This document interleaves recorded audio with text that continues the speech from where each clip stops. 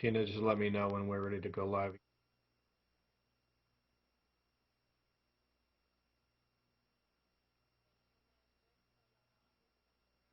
Our streaming isn't working, so I should mention that for the public. Our live stream? Our live stream on the website is not working. A piece of equipment IT told me isn't working, but the video will be posted tomorrow, and they can view it through Zoom. Okay, do you want me to make that announcement, Lorenzo, or what do you want to do on that? Or do you want Tina to do it? It should probably come from Tina. She's our archivist. Okay. Okay, you ready, Rose? When do you want to make the announcement? At what point? I can do it right at the beginning if you want, right before we go into yours and Lorenzo's speech, so it's right up front. Okay, I'll do a welcome, and then I'll refer to you, and then you can do that, and then I'll go back to I'll welcome and do my mayor's introduction, and then you can say that, and then we'll go into Lorenzo. Okay. Yep, I'm ready. Okay. Good evening. I'd like to welcome everybody to our regular session of the Galt City Council meeting for February the 3rd, 2021. Due to the ongoing COVID-19 pandemic emergency, we have to continue to handle our city council meetings much differently than we usually do for protection of the public and our city staff.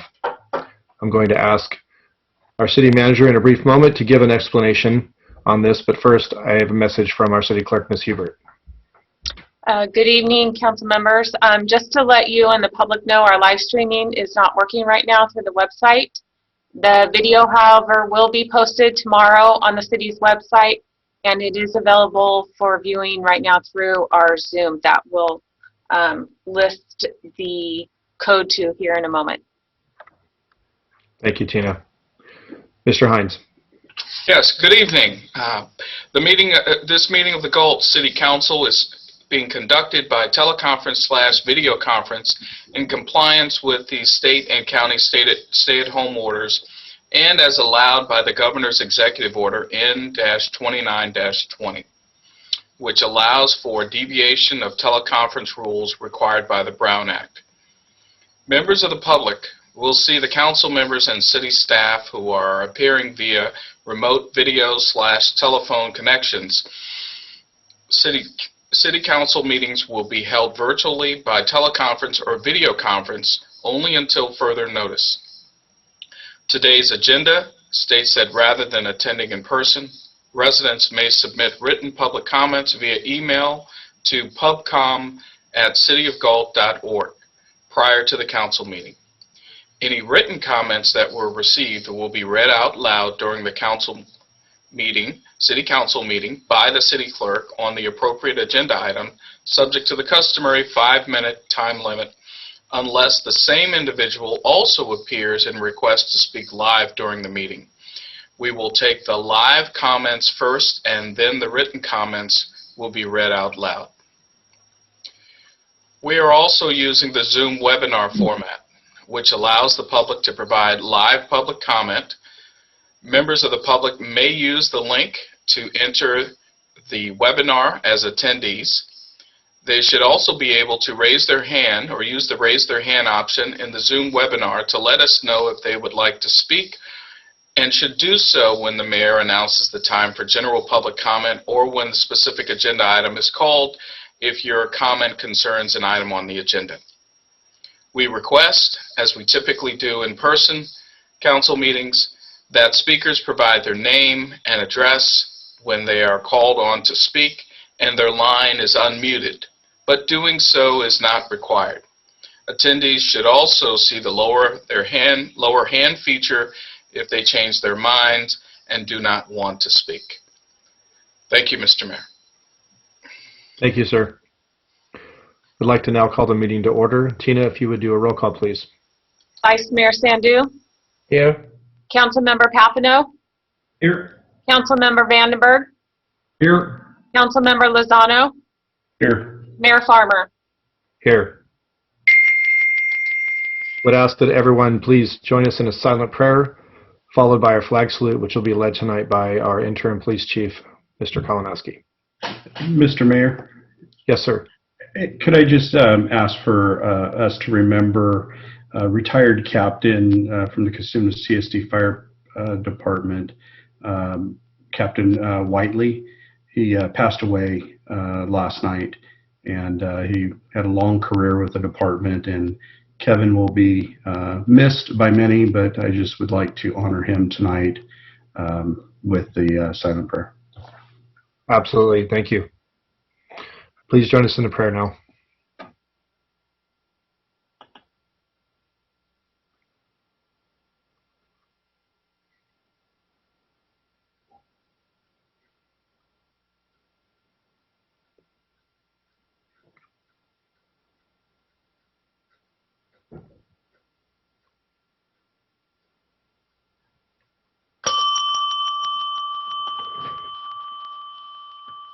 Thank you, everybody.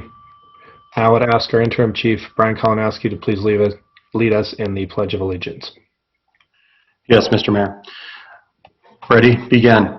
I pledge allegiance to the flag of the United States of America and to the republic for which it stands, one nation, under God, indivisible, with liberty and justice for all. Thank you. Thank you, sir. Tina, if you would please read the replay statement. This meeting of the Galt City Council will be cablecast on Metro Cable 14, the local government affairs channel on the Comcast Consolidated Communications and AT&T Uverse cable systems.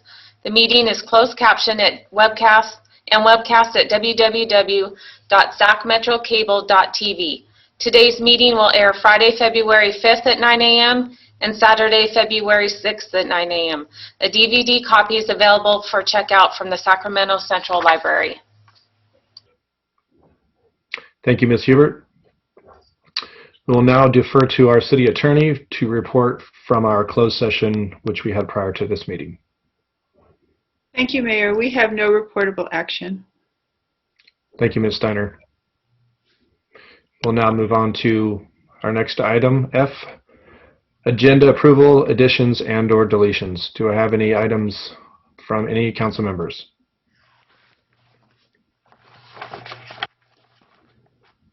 Okay. Then we will move on to item G, presentations. Ms. Hubert. Okay, that is actually Parks and Recreation, Mondo or Jackie. Good evening, Mayor and City Council. I'd like to introduce Jackie Garcia, our Special Events Manager. She'll be giving the presentation on our Winter Bird Festival. Okay. All right. Good evening, Mayor and City Council. First off, I would like to thank you for allowing us this opportunity to share this year's virtual Winter Bird Festival. This year, our Winter Bird Festival was challenged due to the COVID-19 pandemic. Quickly, our Winter Bird Festival Committee quickly adjusted our annual festival to create a virtual experience so the viewers would be able to enjoy this festival at their home. With those challenges in mind, we made it our goal to provide an online experience continuing the Galt traditions of connecting the community to nature and growing the knowledge and the love of birding. We can go to the next slide. To continue this event, we want to make sure that we recognize and show appreciation to the tremendous support of our sponsors and partnerships. Cal Waste, Sacramento Audubon Society, Save Our Sandhill Crane, Cosumnes River Preserve, and of course the Winter Bird Festival Committee. And next one. With that, we have our virtual experience tours and activities, which this year are free and a memorable virtual experience that we will provide to the community and outside community attendees. This year, we are focusing on art, providing bird drawing classes, which is an important part of the Winter Bird Festival. Art has always been a feature for the past 14 years that we've had this event, where we are partnering with local schools to provide students the ability to submit art drawings and possibly have a chance to win and display their art of the bird on a t-shirt that we sell at our Winter Bird Festivals when we are live. So this year we will be doing that again, and we have continued again the relationship with the local elementary schools. In addition to that, John Mayer Laws, who is our keynote speaker, will be providing 2 drawing bird classes. These bird drawing classes is our focus to make sure that it is a wonderful way to make ourselves look more carefully at nature. This class will be focused on nature journaling and bird drawing, which will offer a fresh new way to experience birds and familiar scenes around our area. No prior experience would be necessary, and all beginners and advanced classes will be available to anyone. With that, our keynote speaker, who is also assisting us with those drawing classes, John Mayer Laws, is a scientist, educator, and author who will help enhance our virtual festival by connecting with nature through cheap illustrated nature journals and understanding science. His work will bring science, art, and mindfulness together and hopefully capture what we're looking for as part of our goal. Now I would like to introduce Sage White, who is a recreation specialist and volunteer coordinator from the Cosumnes River Preserve. With her help and her guidance, she has provided us an outstanding virtual tours that will be featured on Saturday. And I'm going to have her share with what she's providing, and we just appreciate all her help with this festival this year. Hi, Jackie, and thank you for that. My name is Sage. I work with Sacramento County. I'm the recreation specialist and communications outreach volunteer coordinator at Cosumnes River Preserve. This year, since we can't do in-person tours like we normally do in the past, I've created 3 different tours that people can experience virtually. One is Out of Step Birds tour. This looks at some birds that have different kinds of cycles than normal birds, and it kind of explores that and within the preserve. And then we have another tour that takes the viewers behind locked gates at the preserves into areas that are not generally open to the public so that they can see a different kind of scenery and then learn some history and flora and fauna at the preserve. We've also created a new driving tour. This is something that people can use to drive around public roads. The Cosumnes River Preserve is very expansive. It's over 54,000 acres, and a lot of public roads wind through it. So this tour is designed to guide people through that so they could do different wildlife viewing and kind of see what it all encompasses. And then we are going to be sharing a 3-part tour series that takes you along our Riverwalk Trail and teaches you about some of the history, the native Miwok people, and some more flora and fauna. So we're really excited to provide the festival with these tours, and I think it'll be a good experience and really allow people to enjoy and experience these tours more so than they would have in the past, because these are going to be available to absolutely everyone. So I think it'll be a really great event, and thank you for letting me share. Right. So thank you, Sage. We really appreciate it. And like she said, this year our Winter Bird Festival has received a significant number of attendees than the past couple of years. So we are really excited that we have a lot more attendees signing up for these activities. Again, I encourage residents and other communities to sign up for a wonderful opportunity to view these tours and take advantage of the several art classes available in the comfort of their home. This will be definitely a free and memorial virtual experience. And if there's any additional questions or people are interested in signing up, we ask that you visit the website or feel free to contact me directly. And at this time, we will take any questions if you have any. Do we have any questions from council?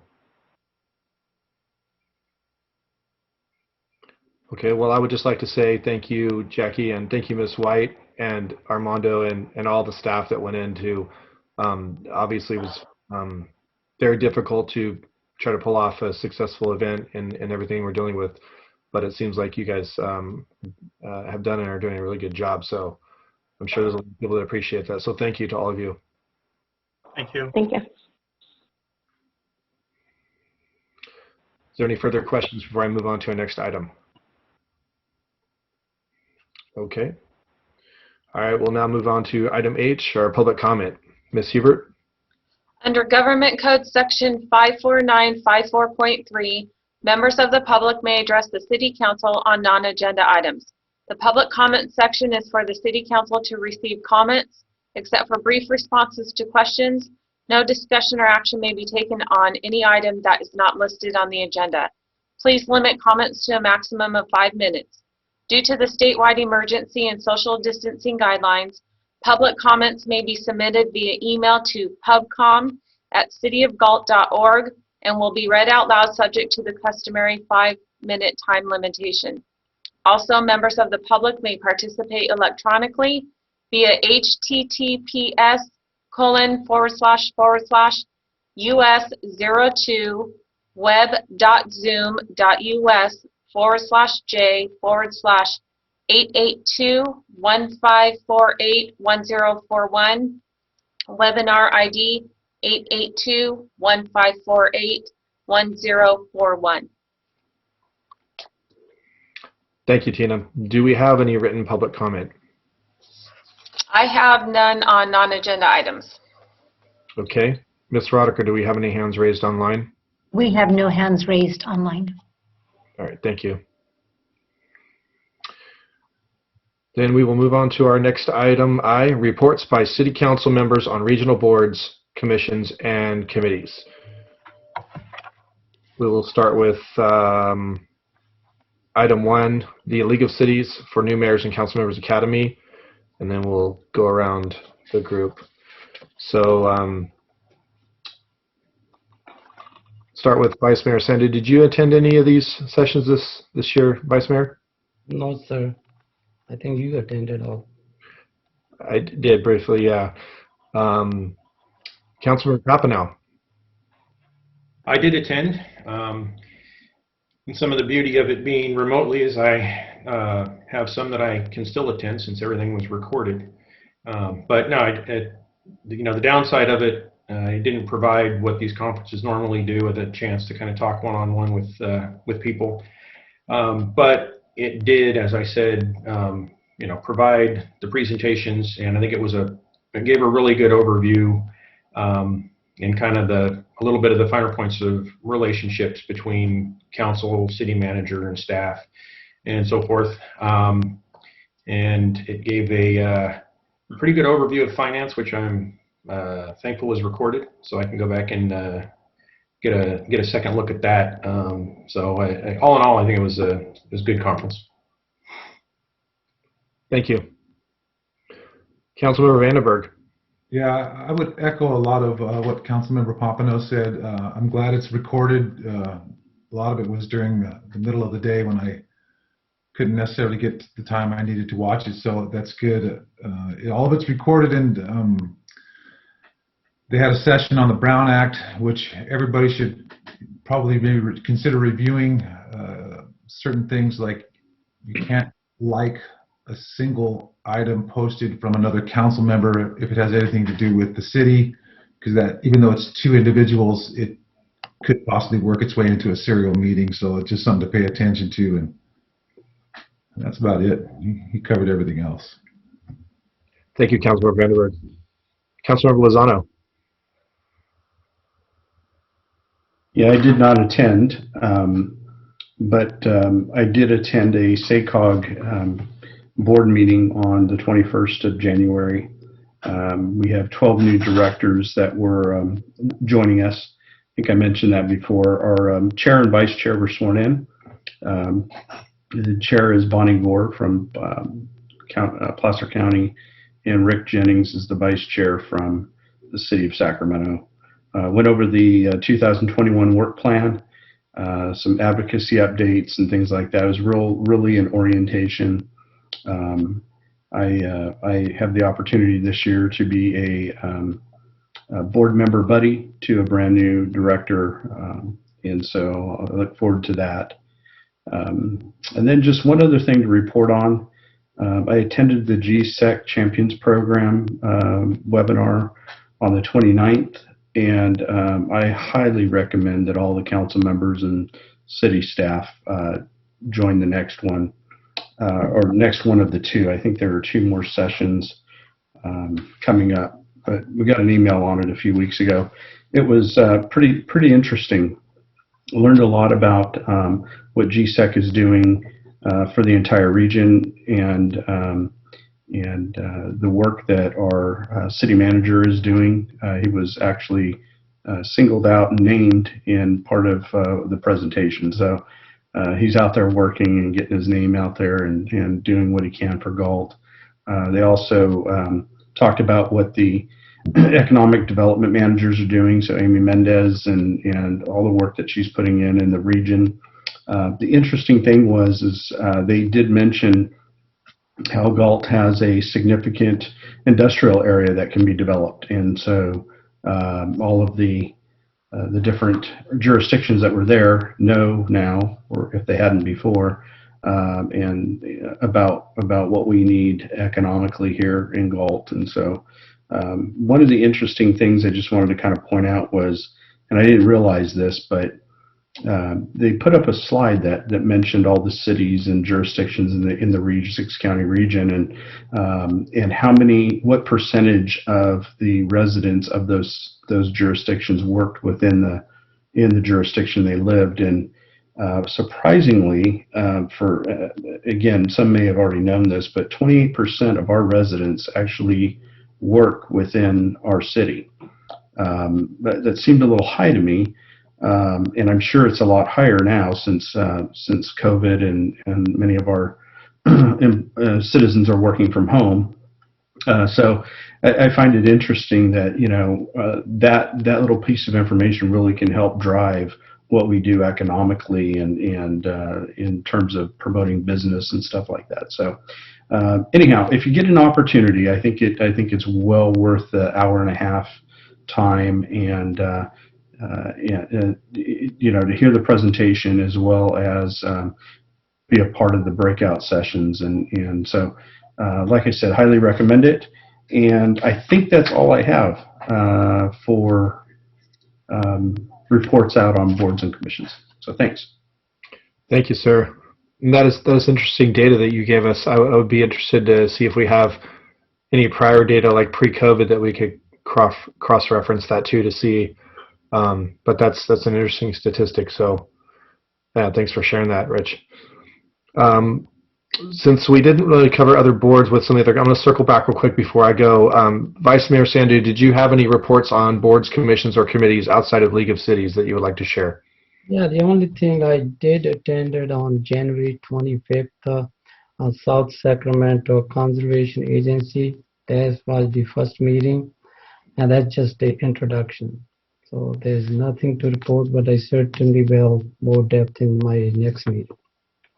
Thank you. Thank you, Vice Mayor. Mr. Papanow, did you have any additional items? Yeah, we had our first meeting of the Air Quality Management District. Being the first meeting, it was largely routine. We kept the chair the same and most of the leadership the same. Got an overview of where we stand with COVID, and we've got a bit of a deficit, so that's going to be one of the first things up to deal with. And then I did have another, it was kind of interesting, Rancho Cordova, mostly driven by the fires last year.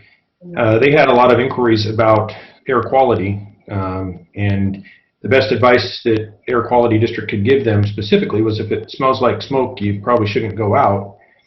And if you look at the Air Quality District map and the sensors located all over, they're kind of in a big open space where they didn't really have any localized data. And they put into place a program where people volunteer to host a low-cost air sensor and share that data publicly with the system. So it supplements the regulatory ones. And I went to look at a map for Galt, and we have one sensor over off of Simmerhorn, but it it likewise leaves some pretty big swaths, if people wanted to see the localized information. So I plan to research a little bit more and see how they implemented their program and see if it could be something that would work down here.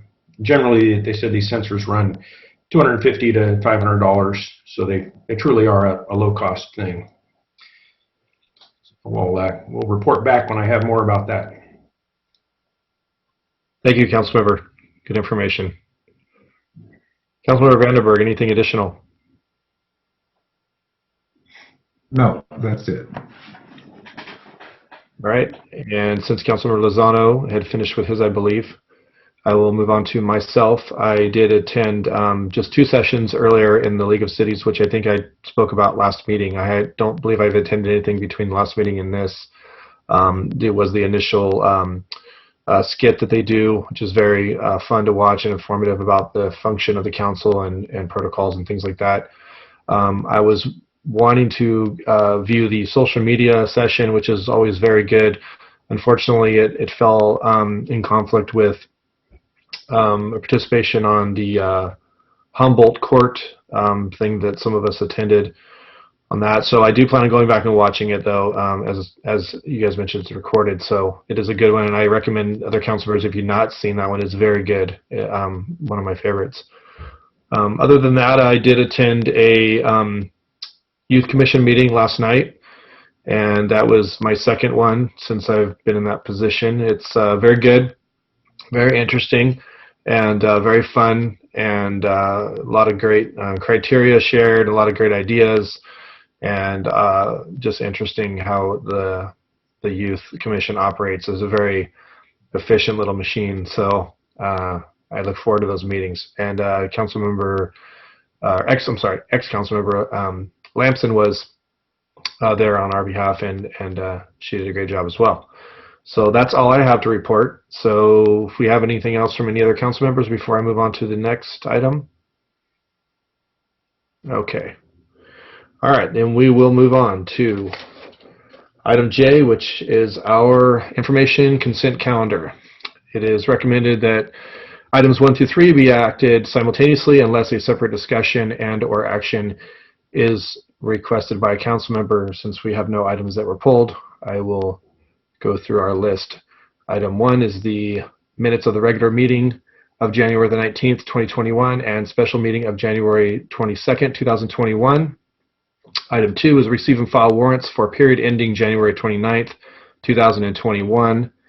Item 3 is approval of the final map and subdivision improvement agreement for Dry Creek Oaks, and that contains the resolution approving the final map for Dry Creek Oaks and authorizing the filing and recordation thereof, authorizing the city manager to execute subdivision improvement agreement, including the conditions of approval with CRV Investments LLC, and the filing and recordation thereof. Do I have a motion to approve these items? So moved. So moved by Councilmember Lozano. A second. Second by Councilmember Vandenberg. Tina, can you take a roll call vote, please? Vice Mayor Sandu? Aye. Councilmember Papineau? Aye. Councilmember Vandenberg? Aye. Councilmember Lozano? Aye. Mayor Farmer? Aye. Item passes 5-0. Do we have any comment on this item? Do I have to ask for comment on this item before we go on? Forget. No. No. All right, moving on to item K, scheduled matters, notice of public hearing. Ms. Hubert, do we have any tonight? Not this evening. Thank you. Moving on to item L, a regular calendar. First up is our Treasurer's Office. Treasurer's Report for period ending 2020. Mr. Farrell. Yes, thank you very much. Mayor Farmer, City Council members, general public. I'd just like to first start off and just talk a little bit about interest rates, as I usually do. And with interest rates, as you know, are they're down to a record level. As a matter of fact, today's 2-year Treasury note is 0.11%. A 5-year Treasury note is 0.44%. Just the other day, I saw a survey of the top 30 banks in the United States and what they predict those rates would be at the end of this calendar year. And those out of the consensus was a 2-year Treasury note would be 0.31%, so an increase of 20 basis points. And a 5-year Treasury note would be 0.65%, which is, again, about 21 basis points. So all the banks believe that the interest rates are going to pretty much stay fairly level. I do think you're going to see a little bit of inflation, though, tick into our economy. That's pretty much what the consensus is also. I also want to give a local bank update. So a year ago, prior to COVID, we had, of course, four different banks at 6 different locations. So I want now, a year later, I want to go through those.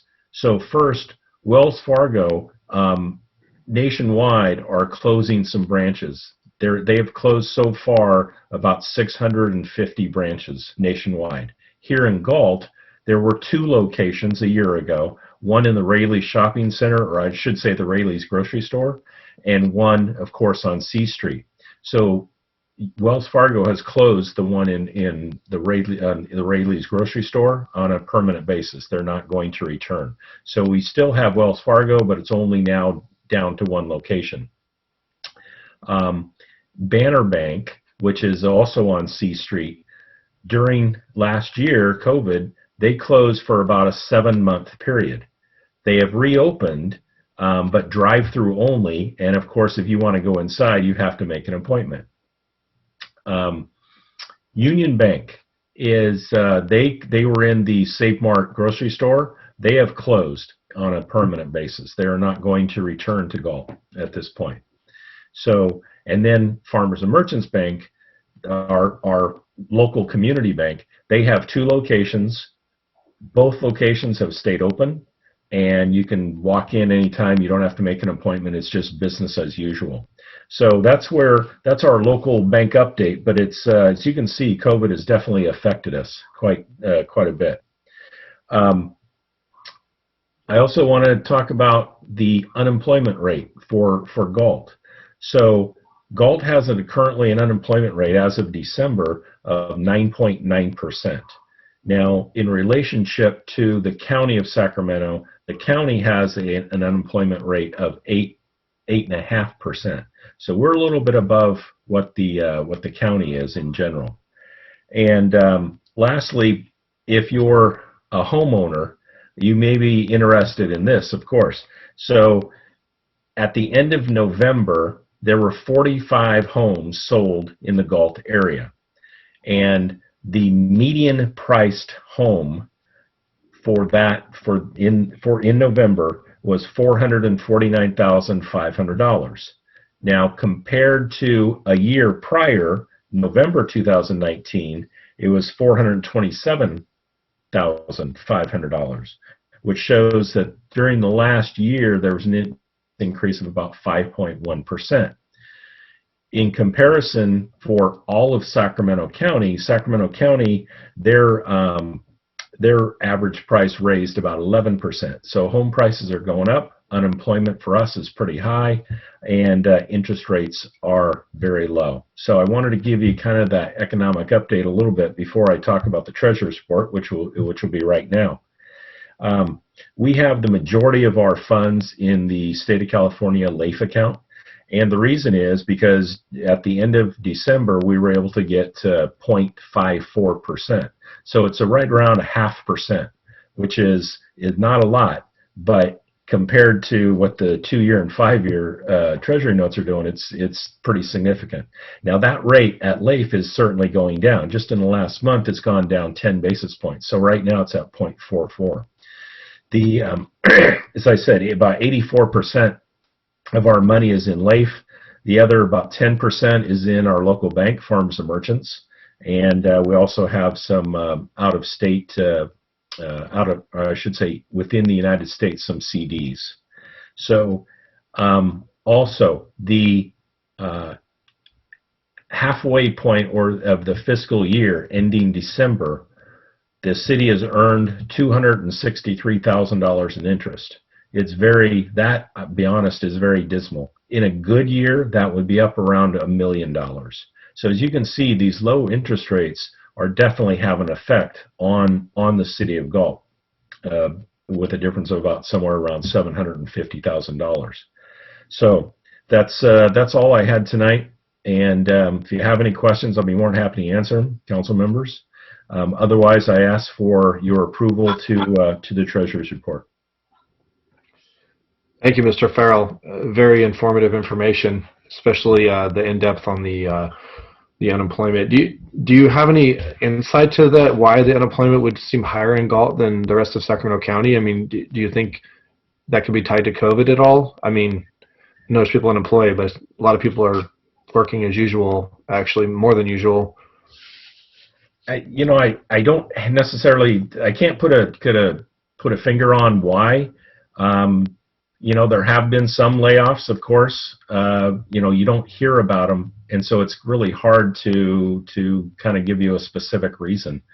But yeah, we have about 10,500 people who are employed in Galt, and somewhere around 11,700 that are total, in what we call total employable, which makes a difference of somewhere around 1,200. So right around 10%. Interesting. Well, thank you, sir. As informative as usual. Do any council members have any questions for Mr. Farrell? I have a curiosity. On the Farmers and Merchants Bank, the money market account, it had the same beginning and ending balance, but had a credit of $423 and a debit of $423. I was just curious why and where and why it's the same.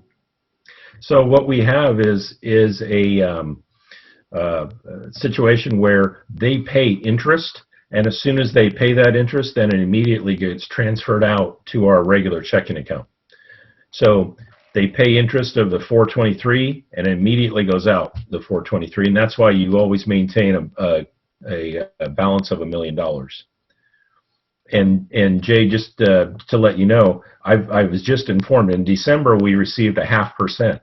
Well, I was informed just yesterday that 0.5% is going to go down to 0.35%.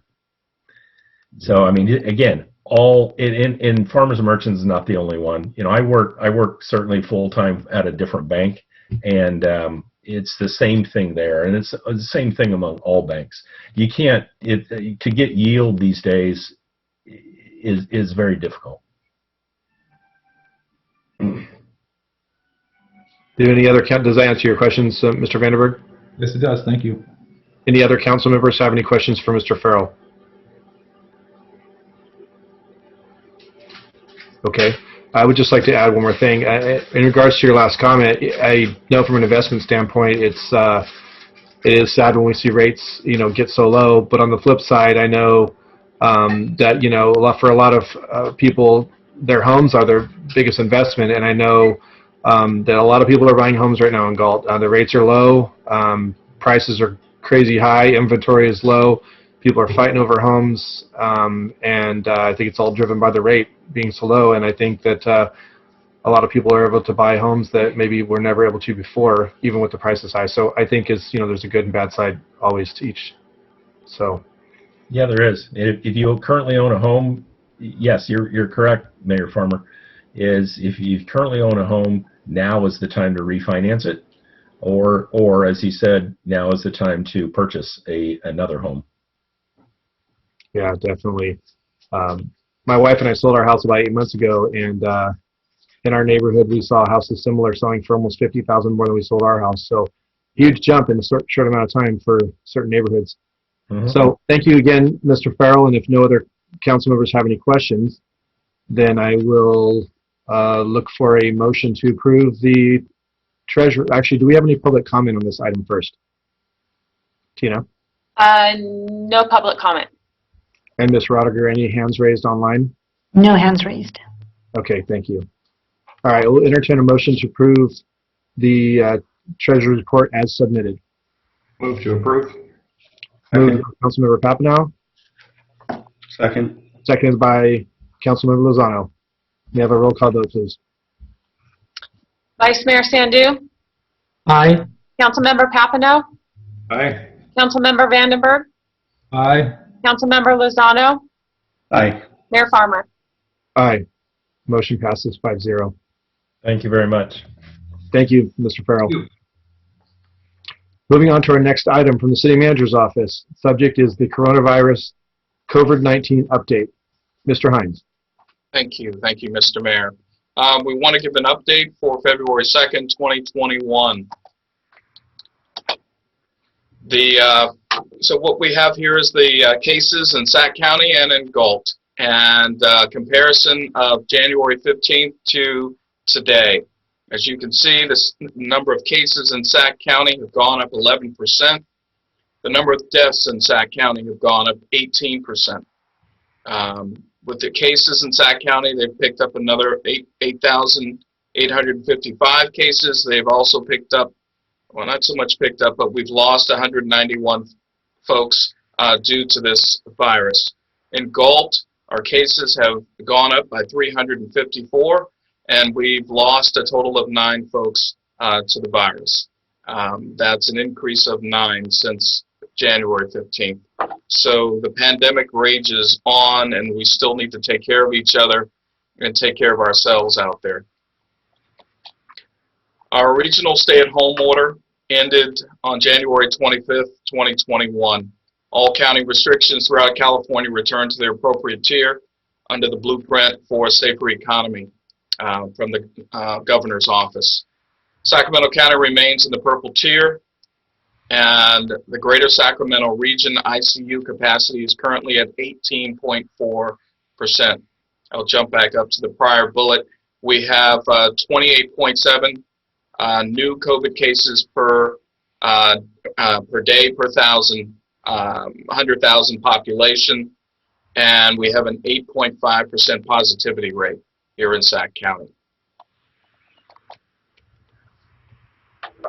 Regarding vaccines, Vaccinate Sacramento is a webpage that contains the most up-to-date vaccine information. I wanted to put this information in a PowerPoint so our citizens could access it by reviewing the council meeting. This information is also on the city's website. But Mr. Hines, I'm sorry. I am not seeing your PowerPoint, and I thought it was my computer. No, it's not, sir. I'm sorry. Okay. Can you start from the very beginning, the first word that I'm joking. I'm totally joking. No worries. No worries. I'll make a quick review. And my apologies for we've got Lorenzo's having some PowerPoint glitches tonight. Thank you, Rich. I didn't realize there was a PowerPoint running. I thought he was just reading it. So thank you very much for jumping in there. Again, my apologies to everyone.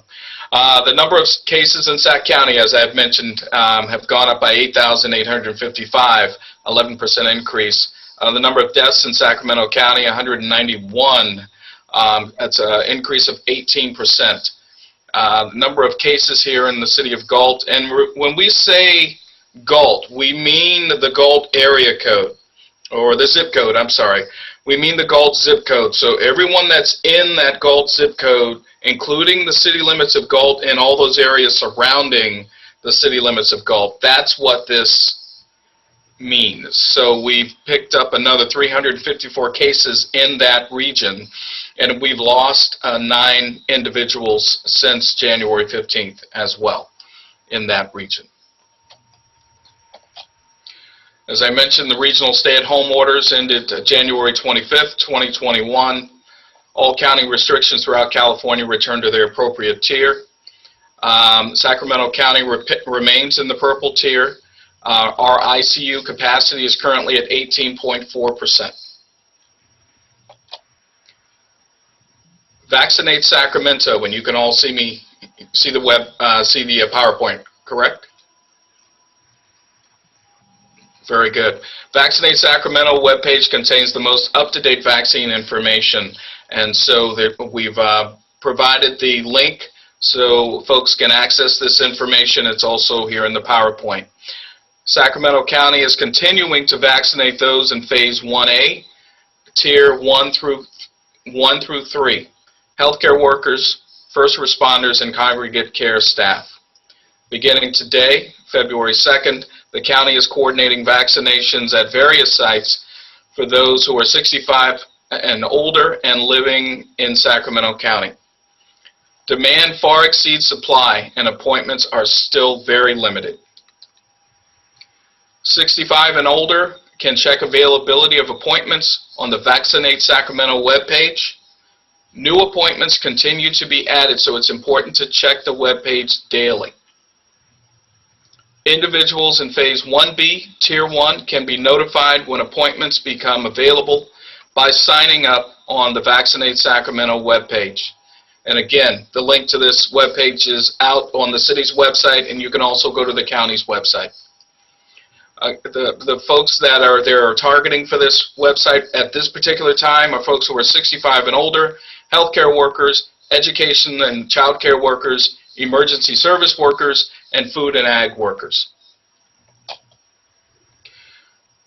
The flyer on the left is a flyer from the county, and they initially released this in early January, but it provides a good checklist of the populations that they're focusing on in terms of vaccination. And so all of those red checks represent the groups that are currently in line or eligible for vaccination. So please, the county keeps this flyer updated, so it's great to keep an eye on the checks and who's up in the vaccination queue. City staff will continue to push updates out via social media, the city website, and e-notifications. Residents are encouraged to sign up for the City News e-notifications. I believe one went out yesterday, and that's accessible on the front page of the website. All of the vaccine information from this presentation can be found under the News tab in the city's website. And Mr. Mayor, that's my presentation for this evening. Thank you, Mr. Hines. Do we have any council members that have any questions regarding this update? Councilmember Vanderburg.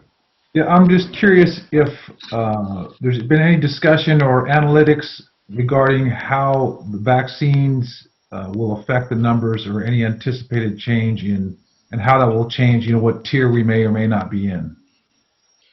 I don't know if that's being done. I can tell you that that is probably the province of the county, and we have not heard if they were actually doing or performing those analytics, but I would suspect that they probably are, or either at the county level or at the state level. Have they focused on hotspots at all, or is it just more demographics based on vulnerability? It's hard to say. There's been conversations about hotspots, but I don't know if there's adequate. I don't know if there's adequate follow through by the state or the county, and as to whether they are actually meeting or addressing those goals. Thank you. That's all I have. Thank you, Councilmember. Any other council member? Mr. Lozano. Yeah, I just want to bring it up to the rest of the council and the public. I had a conversation with a couple of folks in our community that are of the 65 and older age range recently, and the talk was that at least the feedback was that there was some fear on behalf of that segment of our community about even leaving home or leaving their living units to get vaccinated. And so the question came up whether or not the county would be willing to come out and do vaccinations at some of our either assisted living facilities or senior living facilities. And so I asked Mr. Hines to look into that and see what that might look like in the future. And of course, that's a county function, but One of the things that was brought up was going onto that website that Mr. Hines mentioned, and having our community that are of the 65 and older age range sign up on there for being notified. I believe the county will then start using that data to determine where the need is. And so, if you're watching out there and you're in any one of these tiers, but certainly the 65 and older, I would suggest you get on and get the notification if you have that availability at home. So I just want to bring that up as a conversation I had this week, and I'm sorry, that actually was last week, but I think that there could be a need out there for our 65 and older community to get vaccinated a little differently, if possible, by the county. So that's all I have. Thank you for the report, Mr. Hines, and it is a dismal report. You never want to go up by 9 deaths in a couple of weeks, but it's scary. So thank you. My pleasure. Mr. Mayor, if I may, I just want to make sure everyone understands that we care about them, and they should take care of themselves, take care of their loved ones, and take the right precautions issued by the state and the county, and just protect yourselves from this virus. It's out there. It's deadly. I have been reporting these statistics ever since I became city manager here in Galt. They keep going up. But we have the vaccines on the horizon. We implore folks who are within these eligible tiers to sign up on the city's website, or sign up, take advantage of the opportunities that are there on the city's website, where we direct you to the county, so you can sign up with them, and also sign up for our e-newsletter so we can let you know the most current information about the vaccine distribution. And so we're here, we're doing the best we can. We're in communication with the county, if not daily, every other day, just to see if anything is new or anything has changed, or if there's anything that can help Galt and the region at large. Thank you, Mr. Hines. Other council members who have not spoken yet, do you have any questions? Okay, with that, then I do have some questions myself. I too have been hearing from some people in the senior citizen age with concerns of getting the vaccine, and I do think that we've been doing a really good job. I want to thank Mr. Hines and Ms. Mendez and other staff that have been involved in getting that information out on our social media pages, the contact information for the county, and where to find that.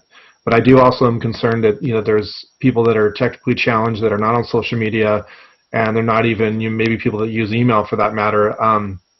I know that we have a mail newsletter that goes out by mail. I'm not sure if I know we're transitioning away from that unless you subscribe. I'll let you comment on that in a sec here, Mr. Hines.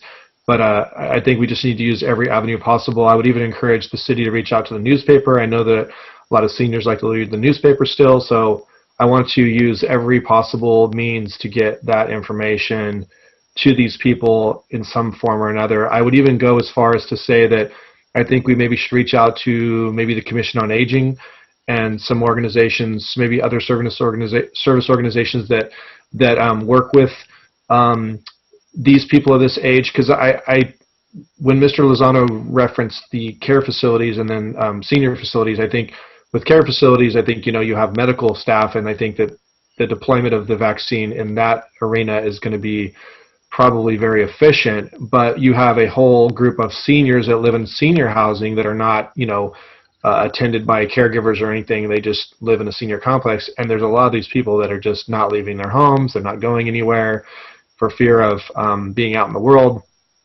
And so how do we get to those people? How do we get those people this information? If they're on social media, great, we can keep pushing that. But I think there's going to be some people, and unfortunately I think if we have some service organizations that can maybe join forces with the city to maybe contact landlord for the properties, and say, here's the information. Can you please distribute it, by doorstep, leave it on the doorstep for all the people in your senior complex or your senior apartments or whatever. I think if we can just touch base with landlords, and if we need assistance, like I said, maybe reach out to some other organizations. But I just want to make sure we're covering all the bases with getting this information out there to those people every way we possibly can.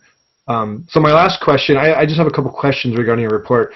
So I think there's a lot of confusion going around, and I know it's confusing myself, and I don't know if you really have any answers for me. Maybe you could just give me some insight or give the council some insight. We have, numbers seem to be increasing, and we have deaths up and all of this, but yet we also see two things which are kind of puzzling. Is we have ICU rates, which seem to be availability is better than it was. But also, too, we have our state, rescinding stay-at-home orders and things like that. I think the message can be very confusing when you have, things are getting worse, but we're loosening stay-at-home orders, and I'm sure we're all very happy to hear things loosening, but at the same time, it doesn't seem to match up. Do you have any insight on that, Mr. Hines? Well, I don't have any official insight, but I can tell you that based on what I'm seeing, the state is projecting the ICU rate at a particular level, but yes, at the same time, we're seeing cases go up. And that increase in cases may be the result of increased testing. And there may have been a lull in testing in early January or coming out of the holidays. And now it's February, and now maybe those cases are starting to show up. I know we had a surge a couple of weeks ago, and perhaps testing ramped up at that point, and now we're seeing more cases. That would be the only guesstimate I could provide as to why those cases are going up. I just know we need to take this virus seriously. Thank you, sir. Do we have any idea or just a ballpark number of how many tests are administered in Galt? I know we've been testing at Cibola for a few months now. Do we have any idea about how many people go through there on a daily basis? I can check with Director Solis, and he's right here. Right here. So we on a busy day when we've seen a lot of testing, we've seen up to 300 people go through there in a day. We believe we have the capacity for up to 500. And then it's really slowed down, not just in our location, but in all the locations that the county is providing testing for. And we were just over 125 the last couple of weeks. Mm-hmm. Okay, interesting. Curious if the number's going down because people are just either, I don't know. I'm just curious of why the amount of people wanting to get tested would go down. It's interesting. We're trying to figure that out also. 2 weeks ago, we also changed our registration procedures where we're going through color versus Setmore. So it's a new system. People might be a little confused with it. We're trying to get all that information out on how to register, where to register, and helping people throughout the week before they show up for their appointments. The registration that you're now doing is through the state. And it has a quite long questionnaire where the Setmores didn't. Some people believe that these questions are invasive and may be scared to fill them out. But you do not have to answer those questions. So if anybody's watching, you do not have to answer those questions that are on that form. Thank you. That's good information, especially with our Hispanic community that for fear of, I don't know, maybe they just don't want to give up information or they don't understand it very well. I'm sure it's written in both languages and such, but I think there's a lot of dynamics at work. But it's all interesting. Thank you for sharing that, Mr. Solis, and thank you, Mr. Hines. I just have a lot of people asking these kinds of questions, and I'm just trying to, generate some answers by thought here. So does any other council members have anything to add before we move off this item? Okay. Do we have any public comment, Tina, on this item? No public comment. Okay. Any hands raised online, Ms. Rodeker? There is currently no hands raised. Okay. Thank you. With no further questions and no further comment, then we will Move on. Thank you, Mr. Hines, for your presentation. Moving on to our next item from the Community Development Department. Subject is the Catarina Estates Study Session, which will be from our department head, Mr. Craig Hoffman. Mr. Hoffman. Right. Mayor, members of the council, tonight's item is a study session on the Catarina Estates project. And next slide, please. And tonight, again, it is a study session. We're not looking for a final action by the council. We're looking for you to receive our presentation. The applicant as well is going to make a presentation tonight. We're looking for your questions and comments. Then we're looking for you to open up the project to the public, come back with any other final comments and questions that you might have. We're looking for direction on the general plan amendment and rezone, and then looking to come back at a later date for a public hearing. Next slide, please. The Planning Commission conducted a public study session on November 12th in 2020, and then ultimately held a public hearing on January 14th, 2021 on this project. The Planning Commission recommended by a 4-0 vote that the City Council approve the Catarina Estates project. This project does include a general plan amendment, modifying low density residential to medium density, and then rezoning from low density single family to a medium density designation. Next slide, please. The project is located immediately north of the Galt Cemetery at H Street and Joy Drive, located in red. Next slide, please. Again, a general plan amendment from low density residential to medium, the rezone from low density to medium density, and then ultimately the project is a tentative subdivision map for 61 lots. Next slide, please. So for the general plan, the minimum lot sizes for low density residential is 6,500 square feet, and then ultimately has implementing designations of R1A, R1B, and R1C. And for the medium density residential designation, that is a minimum lot size of 5,500 square feet. And so when staff started looking at this project, ultimately it was an opportunity. It was one of the last large project sites near the downtown, and we were looking to put more density around the Old Town core area. Next slide, please. The general plan map identifying the project site located with the purple star. You see the proximity to the downtown area. Next slide, please. Again, a zoning change going from R1A, which requires 10,000 square foot lots, to an R2, which is a 5,500 square foot lot. And next slide, please. And I think this map really gives a lot more details as you start to see the project site again with the purple star located close to the downtown area, where you do see R2, the medium density designation, some R3 that is even a higher designation, and it's around that core area of the downtown. And this is a project site that is close to the downtown and walkable to the downtown. Next slide, please. The subdivision map looks to create 5,500 square foot lots. The applicant has proposed a map with 61 lots. It does meet the zoning minimums. Staff did take a look at this project for circulation pattern, lot layout, and ultimately verifying the utilities are adequate for the project, and the project would be conditioned appropriately to ensure all standards are met. Next slide, please.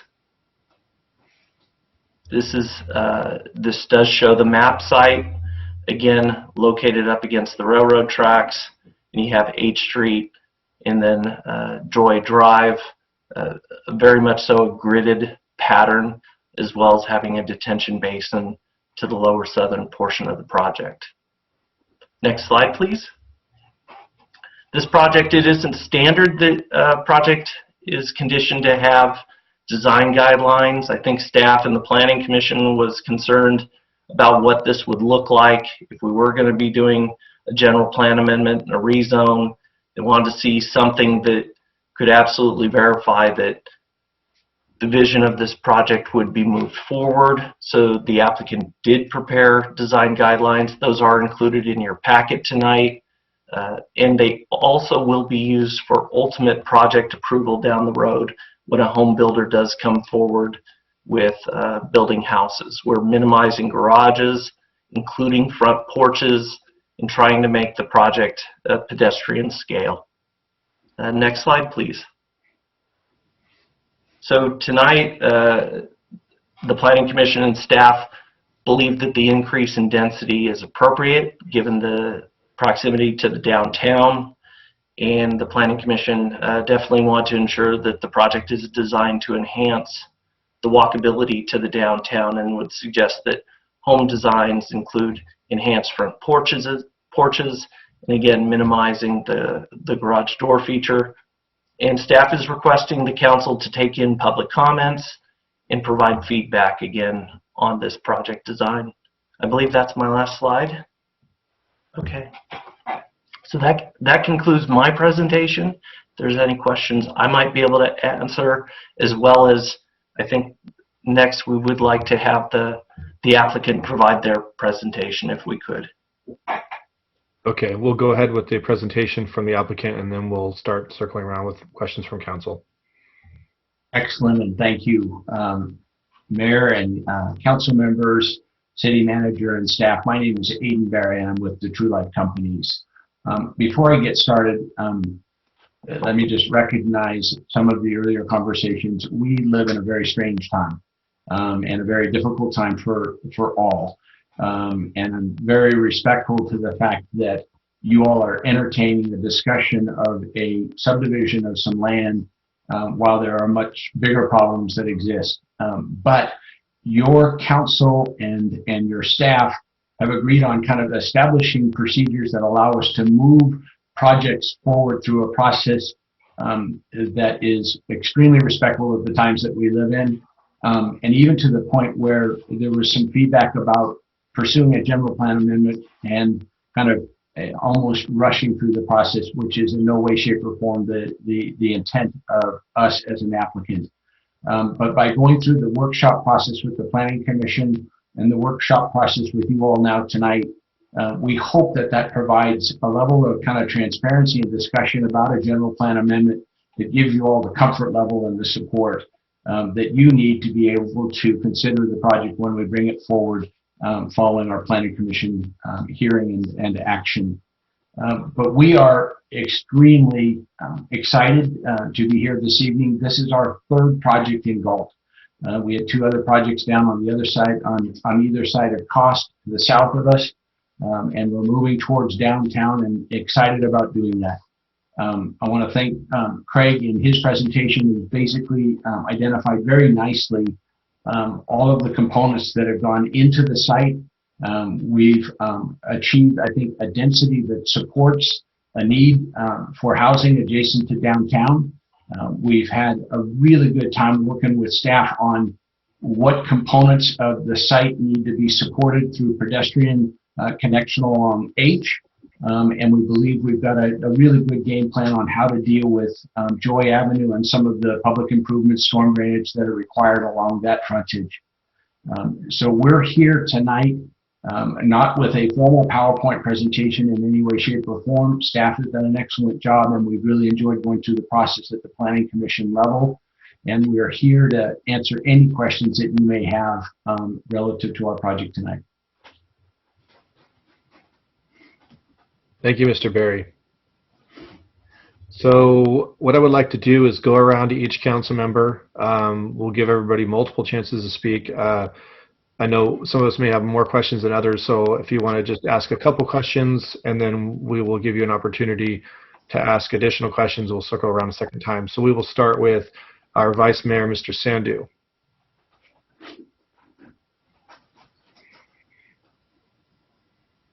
Your microphone is still off, sir. right. First of all, I'd like to thank you, Mr. Barry, for bringing that project. This is an infill project. And the other thing I'd like to thank you, Mr. Hoffman, you working on that project. I have a couple of questions on that. That's a lot. It was, what zone was that before? R1A, right? That is correct. And we going to change to R2 zoning, right? That is the current proposal, correct. And R1A, they can build from 1 to 5, I think 1 to 6 unit, and R2 is from, I believe, from 5 to 8 unit. Correct. But I'm looking at the report, it is 5 to 2, and what was the reason we changing from R1A to R2? Due to the unit requirement, or there is some other reason? With this project, we were looking to put more density closer towards the downtown. I think it was looking to change a product that was moving from a 10,000 square foot lot. This proposal is a 5,500 square foot lot. I think, and I don't know, Mr. Hines, can you go back to the PowerPoint if we could? I think there's a slide that shows the zoning map that shows a good indication of what's around the project. We've seen a number of properties that have gone through recent entitlements. They are changing to a denser project. We aren't really seeing the R1A develop. There is property that is identified along Cost Road as R1A, that is where the Cardoza 1 and Cardoza 2 projects are. Actually, with both of those properties, they went to a R1C zoning designation. So we are seeing that the city is being efficient with its land use, and designations are moving to higher densities. This project has some off-site improvements along Joy, along H Street, and then ultimately the connection to 4th Street. So with some of those off-site improvements justified, at least from staff's perspective, to up the density to help pay for those type of improvements. Thank you. My next question is, because this one as a city prospective, this project is with affordable housing requirement, or that's out of affordable housing requirement?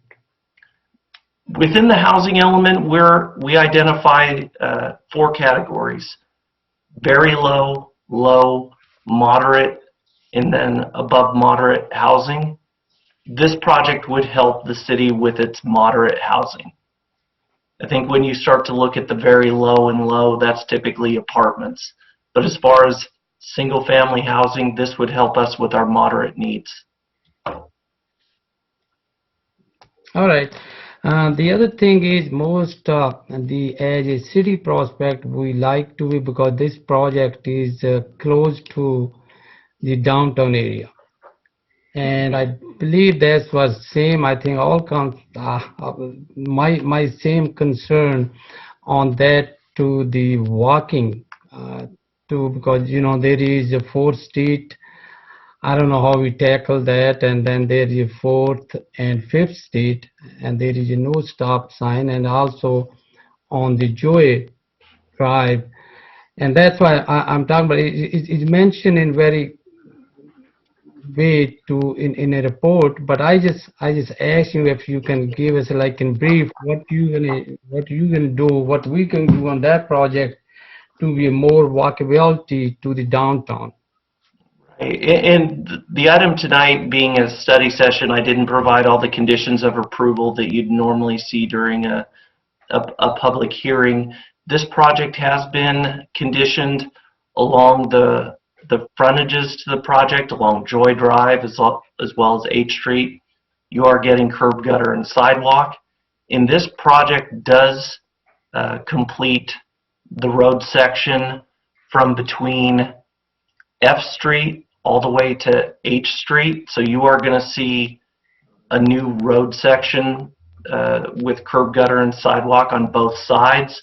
So that improvement takes place, as well as there's a condition for the project to take a look at that intersection right at F Street and then 4th Street as it comes up. Currently, you're right, there isn't a crosswalk there. There needs to be improvements to that intersection because we need to provide a safe way for people walking in this area, not just this project, but other residents in this area, to get them into the downtown. So there will be conditions on this project that you'll see at a public hearing at a later date. Okay, and that condition will be on the developer, not Correct. inside. Correct. All right, at this time, I have just have any question. I will move to, if they move to the next person. Thank you, Vice Mayor. Councilmember Papineau, do you have any questions at this time? I don't have any questions. I had the benefit of seeing the whole project and having plenty of input at the initial Planning Commission meeting. And the developer was very accepting of our ideas, and I see that some are here and some have been mentioned. Craig mentioned that we'll see those as conditions that were put in place. So no, I was just really impressed with the density being placed in a very walkable area to downtown shopping and eating without requiring vehicles to park downtown. Yeah, with that, I'll yield to the next person. Okay, thank you, Councilmember. Councilmember Vandenberg. Good evening. Thank you for the presentation, you guys. I was curious. I'm glad that you brought up the intersection of.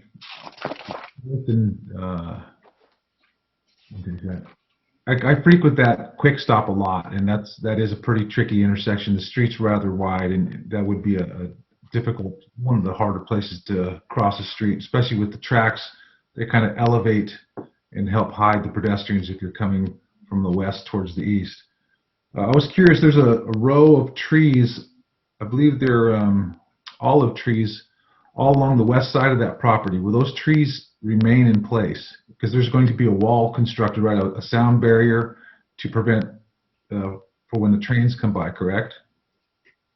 And there are trees located, I believe those trees are a little bit further over.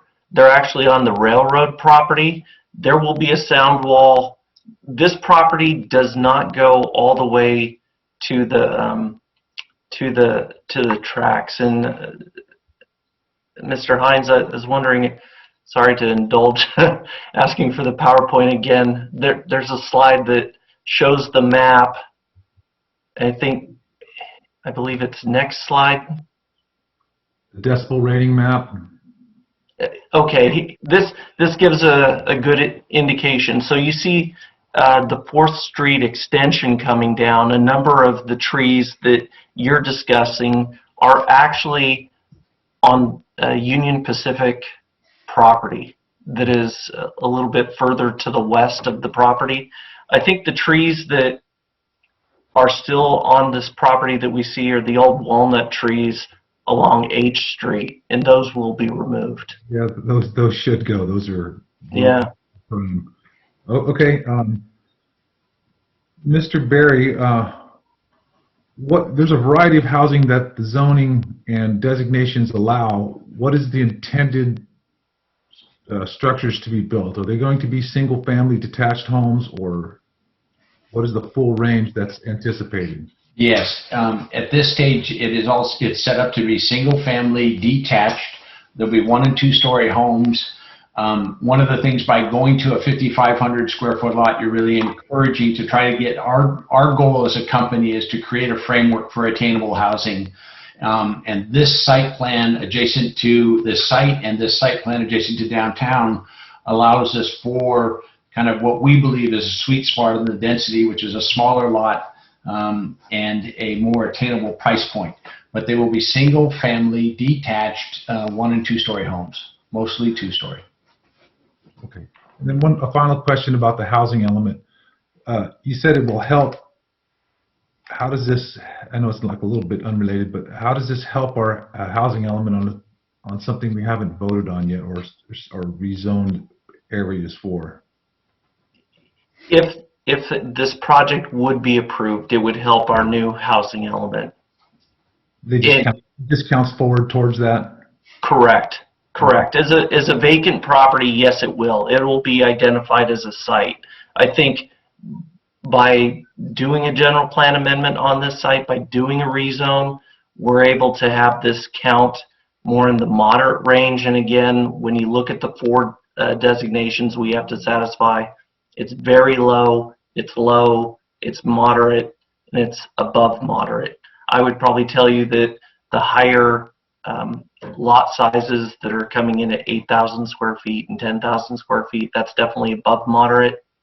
So this project helps us meet the moderate designation, and we need that in town. Right. And well, for a good example for the public, that technically we could leave some of the designations the same and still build the same home, but this helps satisfy the state in the things they'd hope to see. So kind of everybody gets what they want. Correct. Thank you. That's all I have. Thank you, Councilmember Vandenberg. Councilmember Lozano. I really don't have any questions. I've seen the presentation before, and thank Mr. Berry and Mr. Hoffman for their work on this. Again, no real questions. I think that these study sessions are important, and I like it. I really like the fact that we can hear from each other in the public before it goes to a public hearing. So thank you all for the presentation. I think it's a good project. I like the idea of walkability to the downtown area. Hopefully that'll boost a little bit of our economy. So thank you. Thank you, Councilor Lozano. I have several questions. I'll ask just a couple, and then I'll go back around to council just in case. Obviously, we've all seen this presentation before, myself included, but just kind of when you look at, and I want to say I really appreciate, again, Craig, your approach to these things, really trying to engage, everybody's thought process, and the whole idea of the, the study sessions is a fresh breath of fresh air, and we all really appreciate it, I think, and I'm sure the public does as well. My first couple questions would be for Mr. Berry, and again, Mr. Berry, I apologize. I did get your voicemail. I know you reached out to me to see if I had any questions. I didn't get that voicemail on time, so I apologize for that. I wasn't avoiding you. But my first question would be the sound wall. So I see here that we have, it's so small in here, but it looks like about 150 feet from the railroad property to the sound wall. Does that look about right? That's correct. Okay, and how tall is the sound wall? I believe it's either, and Craig, if you have that, it's either 6 or 8 as required by the noise report. Okay. I did see the noise report, and that's very helpful because I did have a lot of concerns about acoustic. Clearly, you've covered that base, and it's very informative.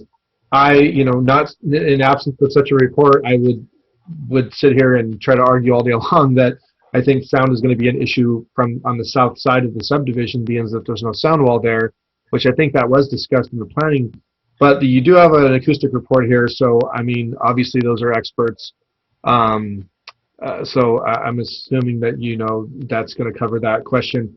I was just concerned with if you go further south to the Parker, I forget what we call it, the subdivision, but across Cost Road on the south side, there's a sound wall behind those homes, and I don't know if those homes are actually a lot closer to the tracks than this subdivision will be, but that sound wall is huge. It's like, I mean, I don't know, the sound wall could be 20 feet or more. It's a monster. And I was just curious, if that was going to be like that. Apparently not.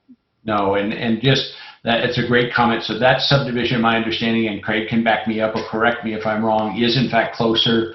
And so we have a 150-foot separation. And then in looking at the acoustical report, which you have a snapshot in your staff report tonight, identifies how those noise contours work and then how we're mitigating that with the sound wall itself. And you can, what we're attempting to do and what the staff report will acknowledge when you see this as an actual item is that we are in compliance with your noise element relative to open space and exterior noise based on how we're mitigating the sound. So we're extremely sensitive to that from an ultimate marketing perspective, but it is drastically different than the subdivision you're referring to. And there's two things that were going on with that subdivision is a drainage and grading issue as well as the sound wall, and those are compounded, which is why you see the extent of sound wall that you're seeing. Okay. And I think you're right about the markability, because growing up in Galt, not far from the railroad tracks off of 5th Street, actually, you know, you learn to just sleep through the train, but it's no joke. It's loud. And I have a business on 4th now, and it's so you can't even hear, you can't talk to someone on the sidewalk next to you when the train's going by. So I'm sure that you have consulted your experts, and from a marketing standpoint, you guys know what you can sell, you know, in proximity to a railroad track, and so I'm sure you guys have covered those bases. My next question is real quickly for Mr. Hoffman. You kept referring to R1A as a minimum 6,500, but then you kept referencing it as 10,000 square foot lot. Can you please clarify? I was confused on that. Sure. I think the first number I was trying to refer to is the general plan that identifies a minimum 6,500 square foot lot meets the low density single family residential standard. Within our zoning, we have R1A, which is a 10,000 square foot lot, R1B, which is a 8,000 square foot lot, and then R1C, which is a 6,500 square foot lot. So within the low density zoning designation, if you were to say, what is the smallest low density single family lot you could build, it's 6,500 square feet. Okay. You're right, I was throwing out a lot of numbers there. Okay, and I can't really read, even in my staff report and on your presentation, what is the typical lot size we're looking at? It's so small, I can't really read it. Minimum is 5,500 square feet, and they're 55 feet wide. I think one of the reasons why we want a wider lot, or minimum being 55 feet wide, that allows you to actually do something from an architectural standpoint to the house. You're able to include a porch. You're able to minimize the garage doors. I think you get too much narrower than 55 feet when you have 2 5-foot side yard setbacks. Being able to use that full 45 feet, you're able to include architecture that minimizes the garage being such a focal feature. So that's one of the things that we're really trying to do.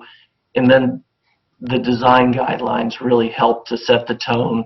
This is the expectation, so that when we see houses built here, we have a tool to use working with the home builder to say, no, this is the expectation. This is what we want to see. Okay. Mr. Berry, I was just cruising through your elevations here earlier and then again right now. Are these actual photographs? I think there's, well, it's not on your PowerPoint, but on page 4 of mine, it says it's a 1 and 2 story examples. It's kind of like a craftsman style look, kind of have some like craftsman style windows like over the garage. Is this typical of what some of the designs you guys are using? Yes, so what we've done so far, Mr. Mayor, is we've worked with our architect, KTGY, to come up with some examples. When we first started this discussion in the actual workshop with the Planning Commission, we had not yet developed the design guidelines, which you're seeing at least a piece of that you'll see more of as we go through the actual application. But so we presented a streetscape of what this could look like. And then what we did is we developed design guidelines which would create the framework such that conditions of approval could be applied to a future project to ensure that you got that look. But the whole concept of those design guidelines, or a big percentage of them, is so that you've got a street-friendly look so that it's not garage dominant. And if I may, just for a quick second, go back to something that Craig had mentioned earlier. When we were first looking at this project, we were bringing forth even a smaller lot, but the feedback and the discussions that I had with staff and some of the community members, including some of the council, was maybe the 50-foot wide made too much of a garage dominant product, and that's to a great extent how we ended up with 55 feet in width, which gave us that additional 5 feet of width where we could bring forward the porch and minimize the garage. And then we memorialized that with the guidelines that showed the not only the porches but window placement to again create that friendly streetscape. And to a great extent, that was the feedback that we got, that you wanted all to see really solid guidelines that would tell the story of what this project will look like when it gets built and even later on. So that's why it's brought forth that way. But your read is accurate. Those pictures depict how we are going to, how the designs will come forth as we do a subsequent design review. Okay, yeah, because there's examples, like there's a front porch example and there's actually a bay window example, which, to be honest with you, is kind of unique. I don't really see that type of thing on homes these days, at least not around here. So these are actually features that will be used in some of these homes? Yes, so that is an architect, KTGY, that will apply those features, and that architect works with the builders that we're considering for this project. So everything you're seeing in that example is in fact a staple of a menu of design items that will in fact exist in this project. Okay.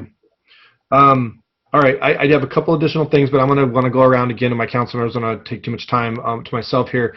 Do any of my other council members have some questions they want to bring up for a second round here in this? I can't see all of you at the moment because of the presentation. Just speak up if you do. And Mr. Mayor, we also do want to get the public involved, yes, if there's anyone on the line. Okay. Yes, we will. Vice Mayor, do you have questions? Yeah, Mr. Mayor, I have just one question, but there was two lots, right? There is a small house on the corner, I think H on Joy. Can you a little bit tell me, but that can be a different zoning, right? It still can be a different zoning, and how are we going to go around? Anybody discuss with them or anything? Can you feedback, Mr. Harman? Well, I think I could turn it over to Aiden as far as what his contract is with that property owner. Yes. They wanted their own property. No, that property is it's not a part of this development. It retains its existing general plan designation. It retains its existing zoning because they didn't ask for it. They didn't ask for an increase in the general plan or the zoning. They didn't want to be a part of this application, so they're not a part of it. So that's a different. I'm sorry. Excuse me, council member, go ahead. Mr. Berry, the lot you have and the corner lot, that is separate owner on these both lots, right? One is you are the owner, the other is separate, right? No, if I may, and Craig, I think, said it perfectly, the owner of that lot is in fact the seller of the land to us.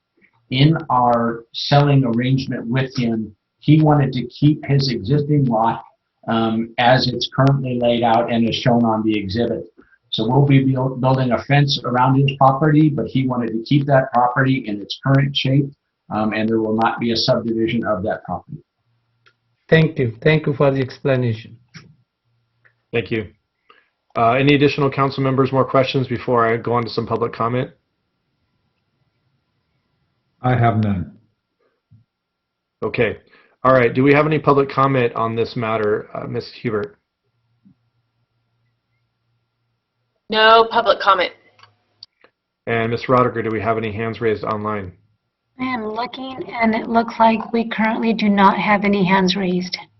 Okay. If anybody's watching, you still have an opportunity to raise your hand if you're watching on Zoom. If you'd like a question before this session is over, I will go back to the public one more time. I would like to ask just couple last quick things, or actually thoughts more or less.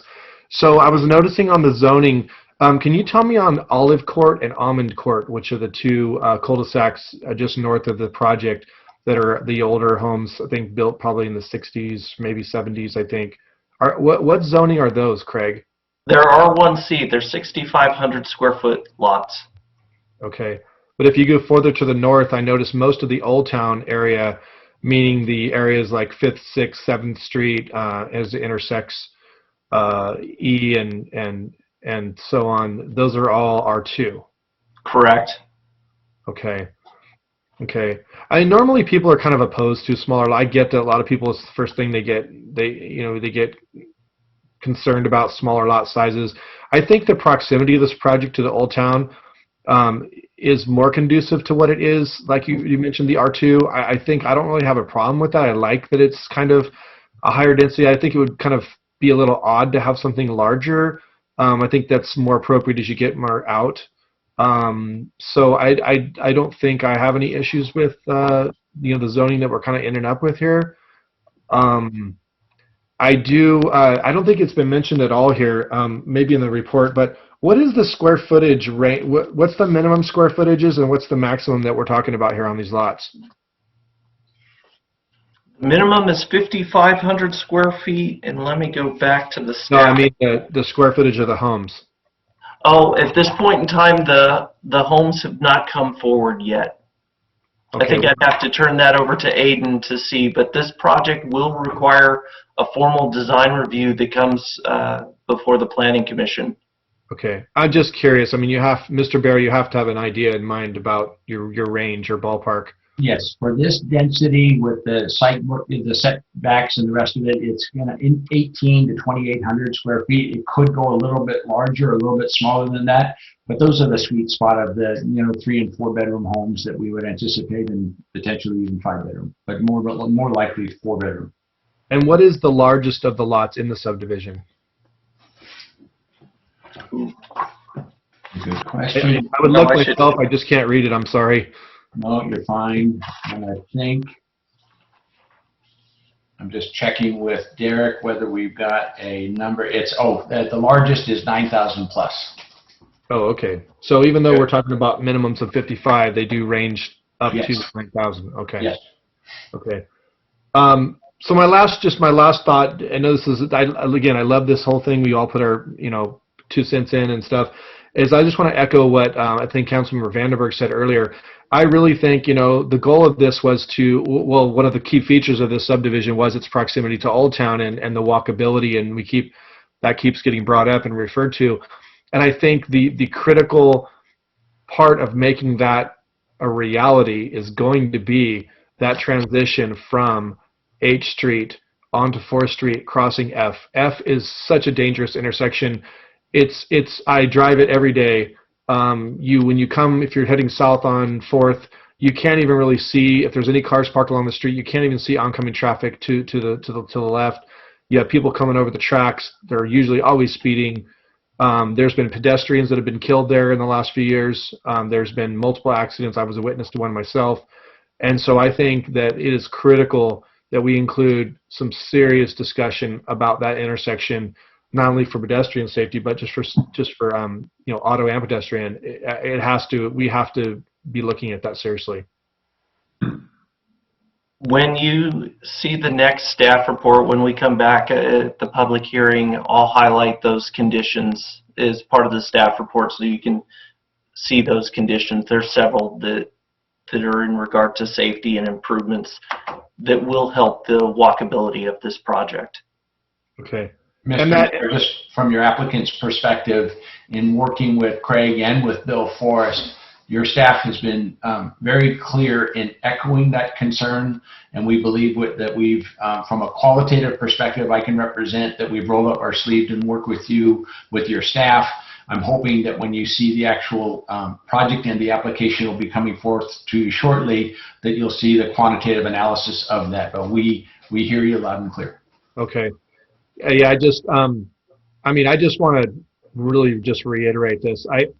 I do not want to undermine our public works staff and their knowledge and in doing traffic studies and such. But I think that there's been instances where traffic studies just look at things from a data perspective and not and someone who travels that area and goes, in that proximity a lot. Sometimes I just don't want to get a situation where we come back to, well, the data just doesn't reflect it doing anything. I'm telling you, this subdivision, if anybody's going to come off H and go onto 4th Street on that curve there and come out, which there's a gas station there, so that would be definitely a path of travel to get fuel, and maybe somebody going to work, they want to go get gas and then they head out. It's going to be dangerous there, and I would have I'm just going to throw this out right now. I'm going to have a difficult time ultimately approving this project unless there's something going to be done at that intersection. I'm just going to put that out there right now. So I just want you guys to know that as we proceed forward. So that's all I have right now. I know I threw a lot. I'm sorry, but great project. I love it. It's infill. I think it's going to be good for Galt, and I look forward to seeing the ultimate progression of this thing. I would like to throw back out to the council members. Does any other council member have anything else they would like to add before I reach the public comment one more time? Mr. Mayor. Yes, sir. Go ahead. Just only one more question. Same thing. That project is good. Is in an infill project. Thank you, Mr. Barry, to bring that project to the city. Also, thank you, Mr. Hoffman. But I'm telling this project have some requirement, and that's kind of thing. At this time, I'm going along with the project, but I'm not gonna, tonight can make a decision. When you can bring him back, we'll see. But the project is good. The city need this project, but there is some, requirement will be maybe extra than the other project. So that's we are looking for. Personally, I'm looking for the next when they bring the project. Thank you. Thank you, Vice Mayor. Council members Lozano, Papineau, and Vandenberg, do you have any further questions? Okay, if not, I would like to make sure we have no additional, well, I know we don't have any written comment, but do we have any hands raised? Ms. Rodiger. I am looking, and no, there are no hands raised. Okay, so those of you that are watching, should you have questions about this, we are obviously really trying to engage the public on this. We want to hear from you, so there will be another opportunity for you to comment, or you can reach out to council members through emails if you have concerns. So with that, thank you, Craig. Appreciate this time. Mr. Barry, thank you for coming and answering our questions. And again, thank you for bringing such a project to Galt. So without further ado, I will move on to the next item. Thank you, sir. Thank you all. Have a good evening. You as well. All right, moving on to our next item from our Parks and Recreation Department. Subject is the Walker Community Park Improvement CIP 619B, presented by our Parks and Rec Director, Mr. Armando Solis. Good evening, Mayor and City Council. As this is a CIP project, this falls under the Public Works Department. So I'd like to introduce Mike Selling, our Public Works Director. He'll be leading this presentation.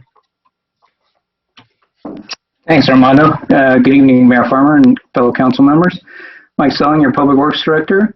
Yeah, just a brief background on this, and then I'm going to turn it over actually to our project lead for the city, Mr. Trung Trin. But first, back in the summer of 2019, the city received a grant from the state parks, just under $1.7 million. This past June in 2020, your council approved a consultant contract for the Public Works Department to hire a consultant to do the design for the improvements, basically utilizing those grant funds from the state. So with that, I will ask Mr. Trung Trin, our senior engineer, to take over, and I think our consultant has a presentation. Trung, go ahead. Just unmute your mic.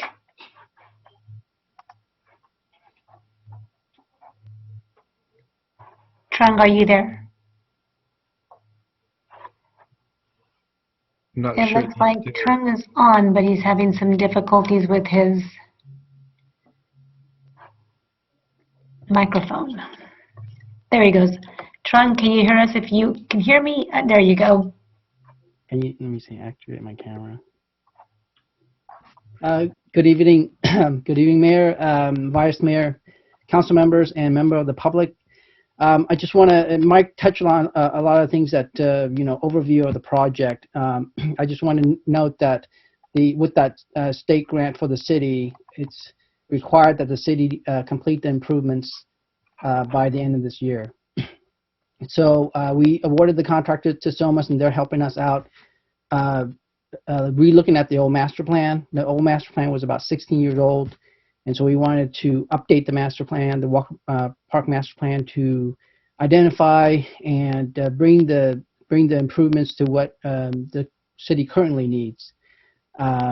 We had multiple meetings with Somas and staff, and came up with an option. We made presentations to the Parks Commission in November and the Planning Commission this last month, and both commissions approved staff's recommendation unanimously.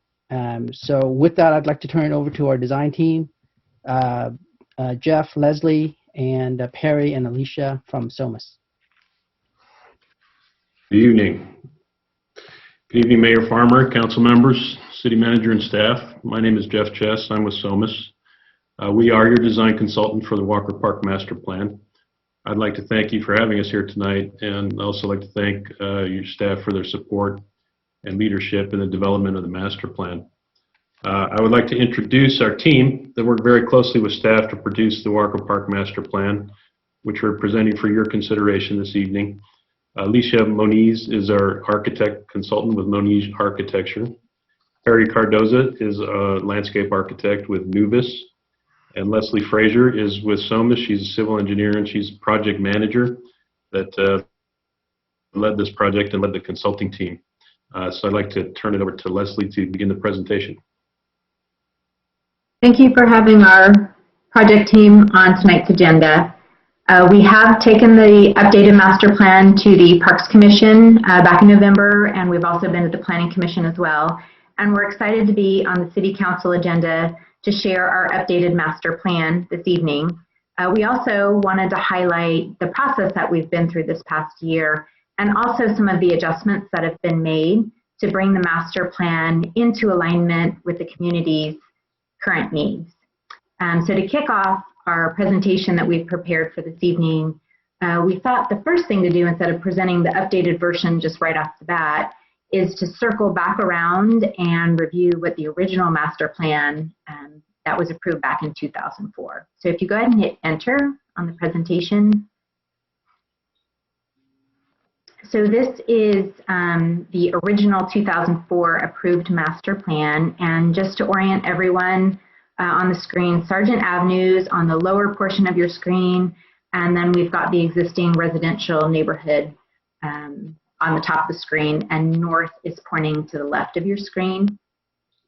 And there's some of the improvements have already been constructed in Walker Park today. If you hit enter, we've shaded that out so we can see what's currently there. Oh, enter on the presentation. There we go. So what's currently out there today, there's 2 soccer fields. There's an existing parking lot that's got about 100 parking stalls right now. There's a synthetic turf field and a restroom, and a portion of the access road, a very small portion, has been constructed. And if you hit enter, you'll see some basins that exist that are for stormwater management. And you can see that there's still a large portion of the park that's yet to be developed. And we were tasked with evaluating if there was going to be further construction, to evaluate what the current goals and objectives are for the park, and to make sure that those current goals are incorporated into an updated master plan. So what we were able to do is identify, working with city staff, 3 categories that those goals fit into. And we came up with that they fit into recreational goals, infrastructure goals, and financial goals. And the first thing that we'll go through is what the recreational goals are. Probably one of the biggest goals for the project and objectives was to add a third lighted ball field and really make sort of a tournament ball field complex as part of the park. There was also a desire to increase ball field length and to capture more age ranges for the fields, and then also to provide some additional walking trails and passive play areas for community use. And if you hit enter again, and then one more time, you'll see what the infrastructure goals were. And those were pretty quickly identified that there needed to be some more restrooms and storage available within the park. The portion of the access roadway to go ahead and extend that and make that loop down a connection into Sargent Avenue, and definitely to provide some more additional parking within the park. And then enter a couple of times, one more time, and then we'll see the financial goals. Was part of creating the 3 ball fields together was to create a revenue stream by attracting baseball and softball league tournaments to the city. And then, as Trung had mentioned, there was also the state grants timeframe as well. So there's also a financial goal of utilizing the grant that's available. And then enter one more time. And then this is an overview of our development process, just our process. That our development team, it was definitely a combined effort with Alicia, Perry, Jeff, and I, and working with city staff, conversations, and staff workshops to really come up and address the goals that we just went through. We also went through the original master plan from 2004 and identified what amenities were really important that the city would like to keep today and what amenities they would like to add, like the third lighted ball field. As part of that process, we really took into consideration the amenities, but also there was a development process to come up with 5 different concept options or schematics, and then ultimately review that with city staff, take pieces that we liked from different options and combine that ultimately into a refined master plan that we're going to present tonight. The picture on the slide is one of the studies that we utilized to look into the opportunity to increase the ball field lengths. The original master plan was developed with 200-foot ball field lengths, and there was a desire to get a greater age group and capture a greater age group, utilize the fields. And so we did a study looking at, could we get a little bit greater than 200? Could we get 225? Could we get 250? Could we get 300? And then also evaluating those baseball field lengths at different areas on the property. If you hit enter again, we'll look at the option that was ultimately chosen. The city and the project team really liked keeping all 3 ball fields together, although we looked at different options of relocating fields and separating them. But ultimately, the project team chose to keep that unit together and really make a nice facility. But I don't want to say problem. One thing that we didn't like about it is when we added the 3rd ball field, we removed parking from that area. And so one objective was like, well, if we could get more parking closer to the ball fields, how could we do that? And so what we ended up doing is we had an option 3 that relocated the basketball courts and the tennis courts a little bit further away, and that made some available space. So if you look at your screen, if you see the community center right in the middle, to the left are the tennis courts and basketball courts.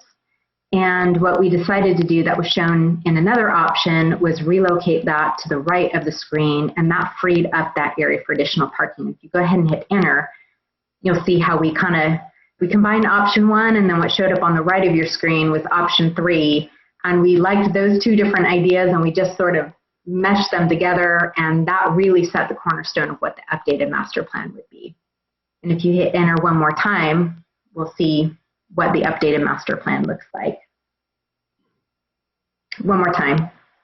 I guess I should have said twice. There's the updated master plan, colored up nicely. You can see that the ball fields are together and the relocated courts that we just discussed. And if you hit enter on the presentation, we'll go ahead and gray out the existing improvements that are there today. And then I wanted to walk the council through what some of the big, big changes that were made to highlight that for you. So if you hit enter, it'll show that third lighted ball field. And with that, I was going to hand that over to Perry to discuss.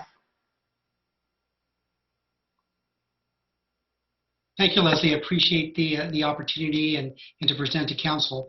As part of our design philosophy and trying to understand walkability, usability, and this current environment which the ball field is sitting in, it just made sense for this location. As we were looking at the overall master plan and visibility, connectivity to the other portions of the park, as well as looking at tournament play and how to fence and secure these areas, for that type of play, whether it's in use or out of use, it would be easy to maintain and to sort of keep in that tournament play venue. If you look at the upper, so be left field where the G is on the plan, that's sort of the main gateway to the entrance to the multiple fields. That's where the ticketing would take place. That's where the major control points, although on either side would be control also, but that would be the main one during the tournament play. So at that, it's brief, but it seems to work, with the functionality of the park. Thank you, Leslie. And if you hit enter again on the presentation, it will highlight some of the additional parking that was added. So you can see that we've added some parking on the left side of the community center, and then also quite a bit of additional parking down on the right side of your screen by where the new tennis and basketball courts are at. And enter again, and we've also provided an opportunity for parallel parking along the street as well. Another item we've already talked about and discussed, but if you hit enter again on the presentation, it kind of highlights where the original courts were located. Enter one more time.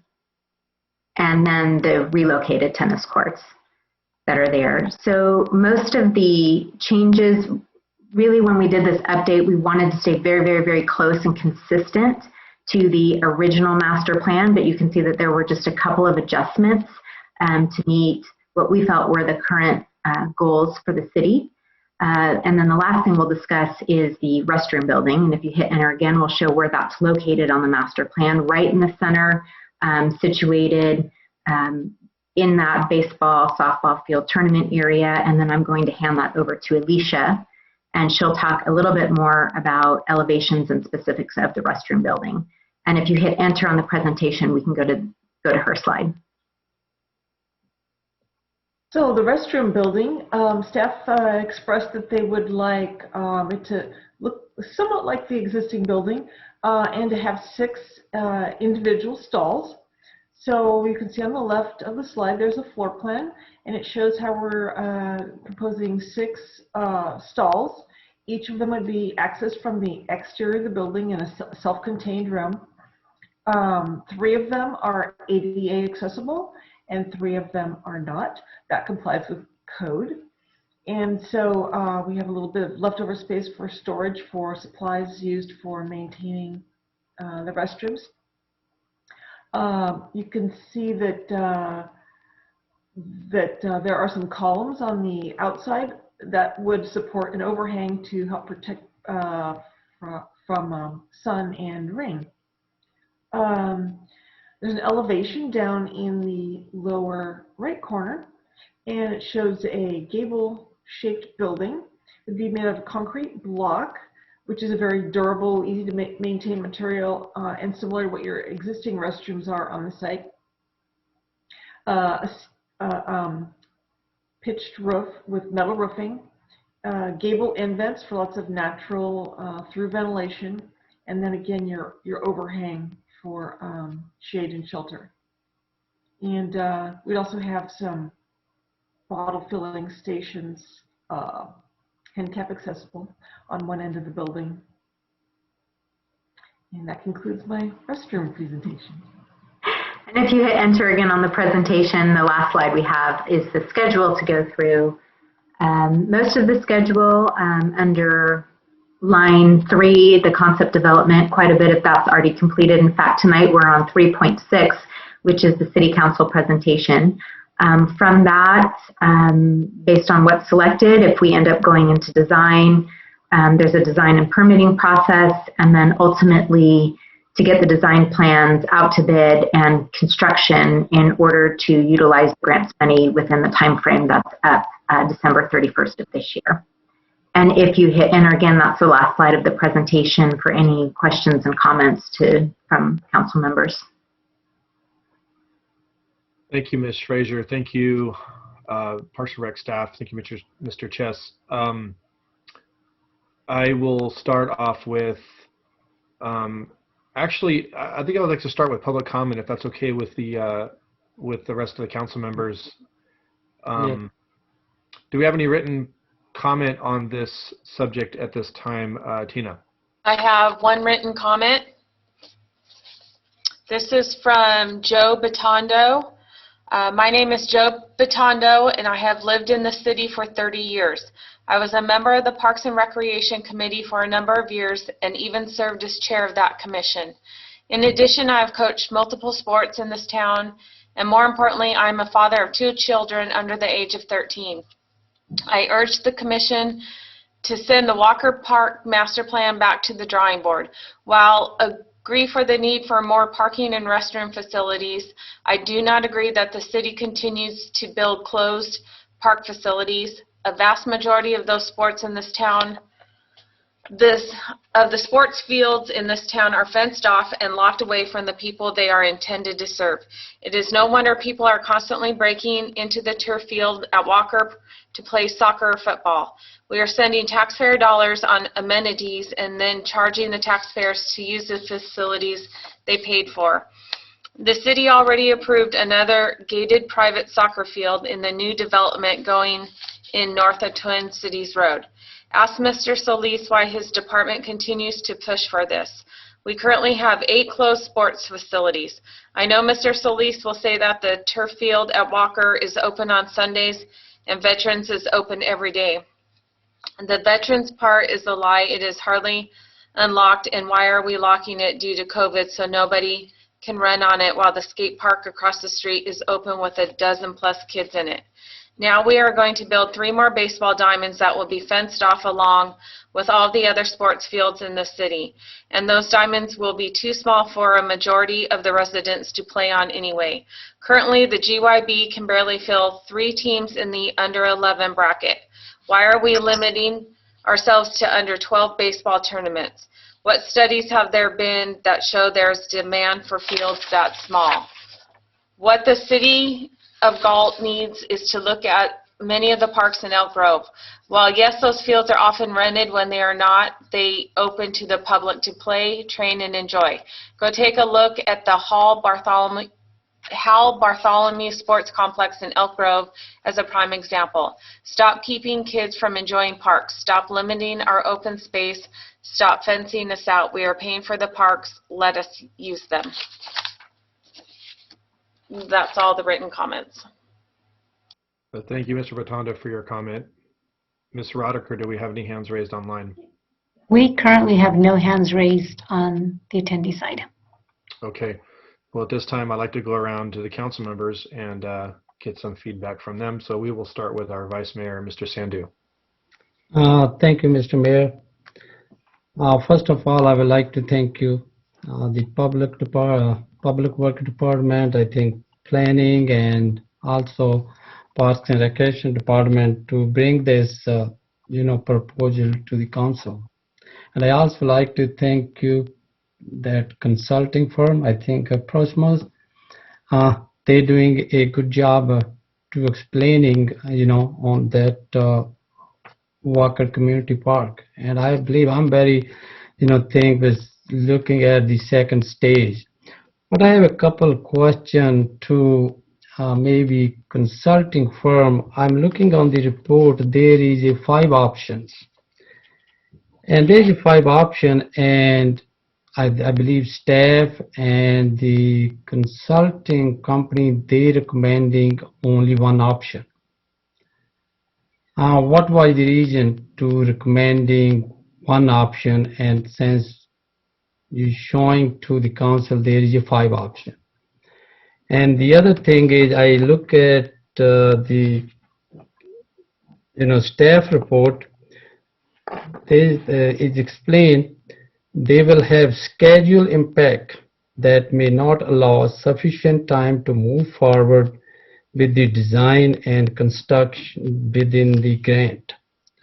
But my question is, I like the option 1, but my thing is, can you somebody clarify it? If we make a 5 option and then we shutting down, we cannot look at the other option. Only option is one option because the timelines, what happened, why it was not, the council can look all the 5 options. Somebody from the staff or somebody from... Ms. Frazier or Mr. Chess, would you like to address that question? Sure, I could address that. Either. Thank you. I think either Mike or I should address that. Okay. Or even Craig. A lot of it had to do with our environmental document. The other options really interfered with what was already approved. The baseball fields would have been in the basin areas. So this was a compromise in where we did not have to touch that environmental document. Am I correct, Craig? Yeah, I think one of the goals that the council set up last year was that this was going to be more of an update. We weren't creating impacts that weren't addressed back in 2004. We've tried to stay within the context of what was developed previously in 2004. We didn't want to do anything that would provide new impacts to adjacent property owners. So we felt like this was an option that really stayed within the context of what was there, but really did take a look and verify what were the facilities that were needed in 2021 moving forward. Were they still relevant from 2004? But I think that's really how, and Armando put that right, that's how we got to this option, was staying within that context, not having to redo a new environmental document, and creating a master plan that made sense within the context of what's there. So that means that's the only option is very less with the environmental, right? If we go any other option, then we can a more environmental, that's we not reaching our goal, is can be delaying. That's why we on focus on option 1, right? That's correct.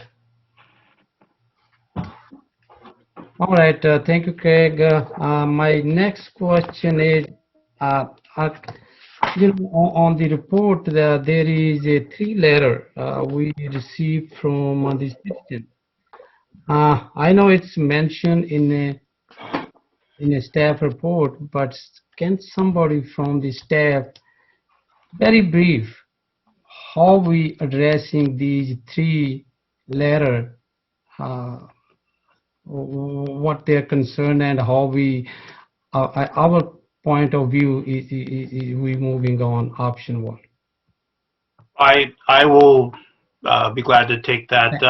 I think one of the letters referred to the exit onto Sparrow Drive, that it wasn't there in 2004. If you looked at the original master plan, it had always exited there. It's not a cul-de-sac where that person lives at. If you go there now, you'll see that it is a street that is meant to go through and attached to something. So I'm not sure where he was under the impression that that roadway was not going to come out on there. I think the other concern was the lights, if they were going to be the same as they are at the soccer field, and yes, they will. The length, if baseballs would be hit into their property. Only thing that will be scheduled there are age-appropriate baseball games, softball games. So 12 and under, or high school softball girls. And the third one was the control facility, not locking it up. And that is a policy decision that can be made by council once the park is constructed and developed and ready to go. City Council made that decision in 2015 about Veterans Field and about the Walker grass fields to keep them open to the public. And we have been pre-COVID. All right, reminder, I'm talking about that question Joe pretend to have it. I'm talking about we are in the process to build a park at this time. If later on, if there is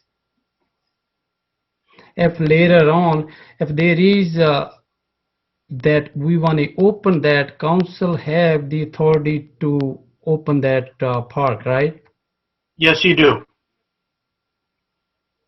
Okay, so I just want to make sure, because now we are in the process to, building a park, but later on, if citizen or council have the authority to, if they want to be unlocked or locked, right? City Council can direct staff at any time to open and close a park, a facility. It is at their discretion to do that. Thank you. Thank you for the clarification. Mr. Mayor, can I jump in here for a minute? Yes, sir. Vice Mayor Sandhu, you asked a question about the options. And so at this time, I'm going to ask staff to go to page 12 of the consultant's report and give council a summary overview of those 5 options, starting on option 1.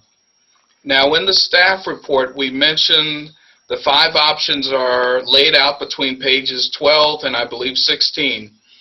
And so I'd like to have staff or the consultant just summarize each of those options. So I want to make sure that council has the full array of what's available to us. And then we can describe the limitations of the other 4 and what led us to the one that we're recommending. So, Vice Mayor Sandhu, I hope you don't mind if I revisit that question. I'd like a little more clarity provided to you. Thank you. Can you have one of your staff go over what those options are? I couldn't hear if you were talking to me, Armando, but I think Leslie, you might be the best, unless Trung, I'll defer to either of you. Can I ask Leslie if I thought on the presentation on the slides we had extra slides in the back that went through and showed actually option 1 through option 5. All right. Yeah, if we want to do the screen share again. Very good, very good. Maybe you can go through that and that'll explain it. Okay.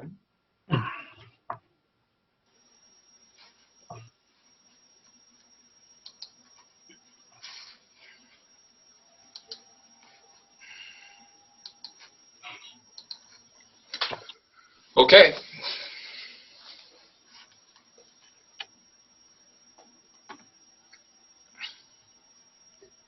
Leslie, you're gonna take the lead here. Is this the very last slide? Yeah, this is option 1, and then the next slide is, I believe, option 2, and then so on and so forth. So why don't you give us just a quick summary of option 1, and then we'll move on through the other 4. Trung, do you want me to take the lead on this? Yes, please. Okay. So for each option, we've got sort of the pros and cons listed out in the upper left-hand corner of what we felt for each option, what was beneficial and maybe something that wasn't so beneficial to it. And when we put these 5 options together, we listed out the pros and cons, and then this was discussed in a staff workshop from there. So in option 1, the very first thing is that the approved master plan stays intact, other than we have the minor change of adding the extra baseball field. Also, we really liked how the stormwater basins were not impacted, that those stormwater basins are actually sized for stormwater management. They meet the current needs today, but they also meet the current needs of stormwater management in the future. So as the park develops, as it develops in Phase 1B, Phase 2, Phase 3, and future build-out, the park can actually manage all of the stormwater to meet what the MS4 requirements, what the county requirements are, as the project is built out without any additional improvements or area dedicated. And then, go ahead. Oh, Leslie, I'm sorry. It's just I wanted to comment on the ball fields and on why it makes sense programming-wise in this alternative, is that the use of the restrooms, the concessions, the walkability, and having kids, if the fields or play are located on other portions of the park, as you'll see in other options, then that increases that connectivity, and it doesn't make it as convenient for parents and whatnot. So the 3 fields in this location is a definite pro in the programming aspect of tournament play, as well as just functionality. Back to you, Leslie. Yeah. And then if you hit enter, we'll go to option 2.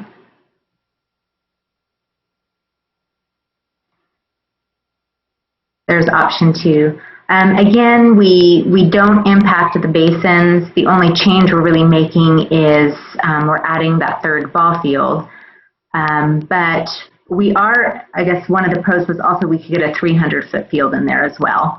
That ball field that's located all the way to the right of the screen was a 300-foot field. But the cons to this option is the fields weren't combined together, and I guess we can go through. We could only get we couldn't get 250 feet on the original fields. We could get 225. The corporation yard was eliminated because of the ball field. Tournament play and field access is not as convenient as having all the fields together, and that ultimately was one of the cornerstone decisions of how to move forward with a final option. There was also a concern with lighting on the east side of the park, and that there was also a FEMA 100-year floodplain limit that the 3rd ball field would be impacted by. And then if we don't have any questions, we can go to option 3. It's option 3. So in this option, we've got pretty much it's the same as option 2, but that 300-foot ball field is located to the left side of the community center. Just right off the bat on my eye, and I'm not even sure this was listed as a negative, but you can see that one of the stormwater basins is impacted by this. So there would have had to been some sort of stormwater management or footprint revision to accommodate your stormwater flows. But the cons to this one, many of them are the same as, we can't achieve 250 feet on the original 2 ball fields, but we can achieve the 225. Oh, number 2, it does say that the northerly basin volumes impacted. The corporation yard is still eliminated on this one. And then also that biggest concern is that the 3 fields are not together. It's not as convenient as having all the 3 ball fields together near the proposed restroom. Also, there was a concern with lighting adjacent to the existing residential neighborhood that would be located on the upper portion of your screen. And the tennis and basketball courts aren't necessarily in close proximity to other activities. However, ultimately, we move forward with keeping them in that location for the benefit of having more parking closer to the soccer fields, synthetic fields, and the baseball fields.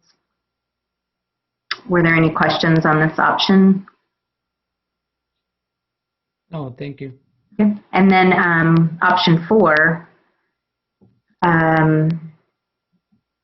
So this option, we do keep all 3 fields together. There was, since I always like stormwater work, to me, I'm like, oh, you can see that the southerly basin is completely impacted and obliterated, but we still wanted to throw that out as an option because we knew it was really important for the city to have that baseball, softball tournament unit together. So the southerly basin volumes impacted. the lighting on the east side of the park's not favorable, so there's that adjacent existing residential neighborhood. So now you've got 3 ball fields and a lighting conflict with that neighborhood. Also, the community center is flipped to the bottom portion of your screen, and we just felt like that community center was out of place. As well as the biggest impact of this option is you can see that we're making some wholesale changes to the originally approved master plan at this point, and we're reconfiguring much of what that original approval looked like. And then on option 5, again, you can see that the community center has been relocated. We're reconfiguring much of the master plan at this point. We do have the 3 ball fields almost located linearly so people could walk, all the way from one field all the way down to another, but at least they're located on the same side as the access road. And of course, you still have these same negative impacts of the lighting next to the existing adjacent residential neighborhood, as well as some significant impacts to the stormwater basins.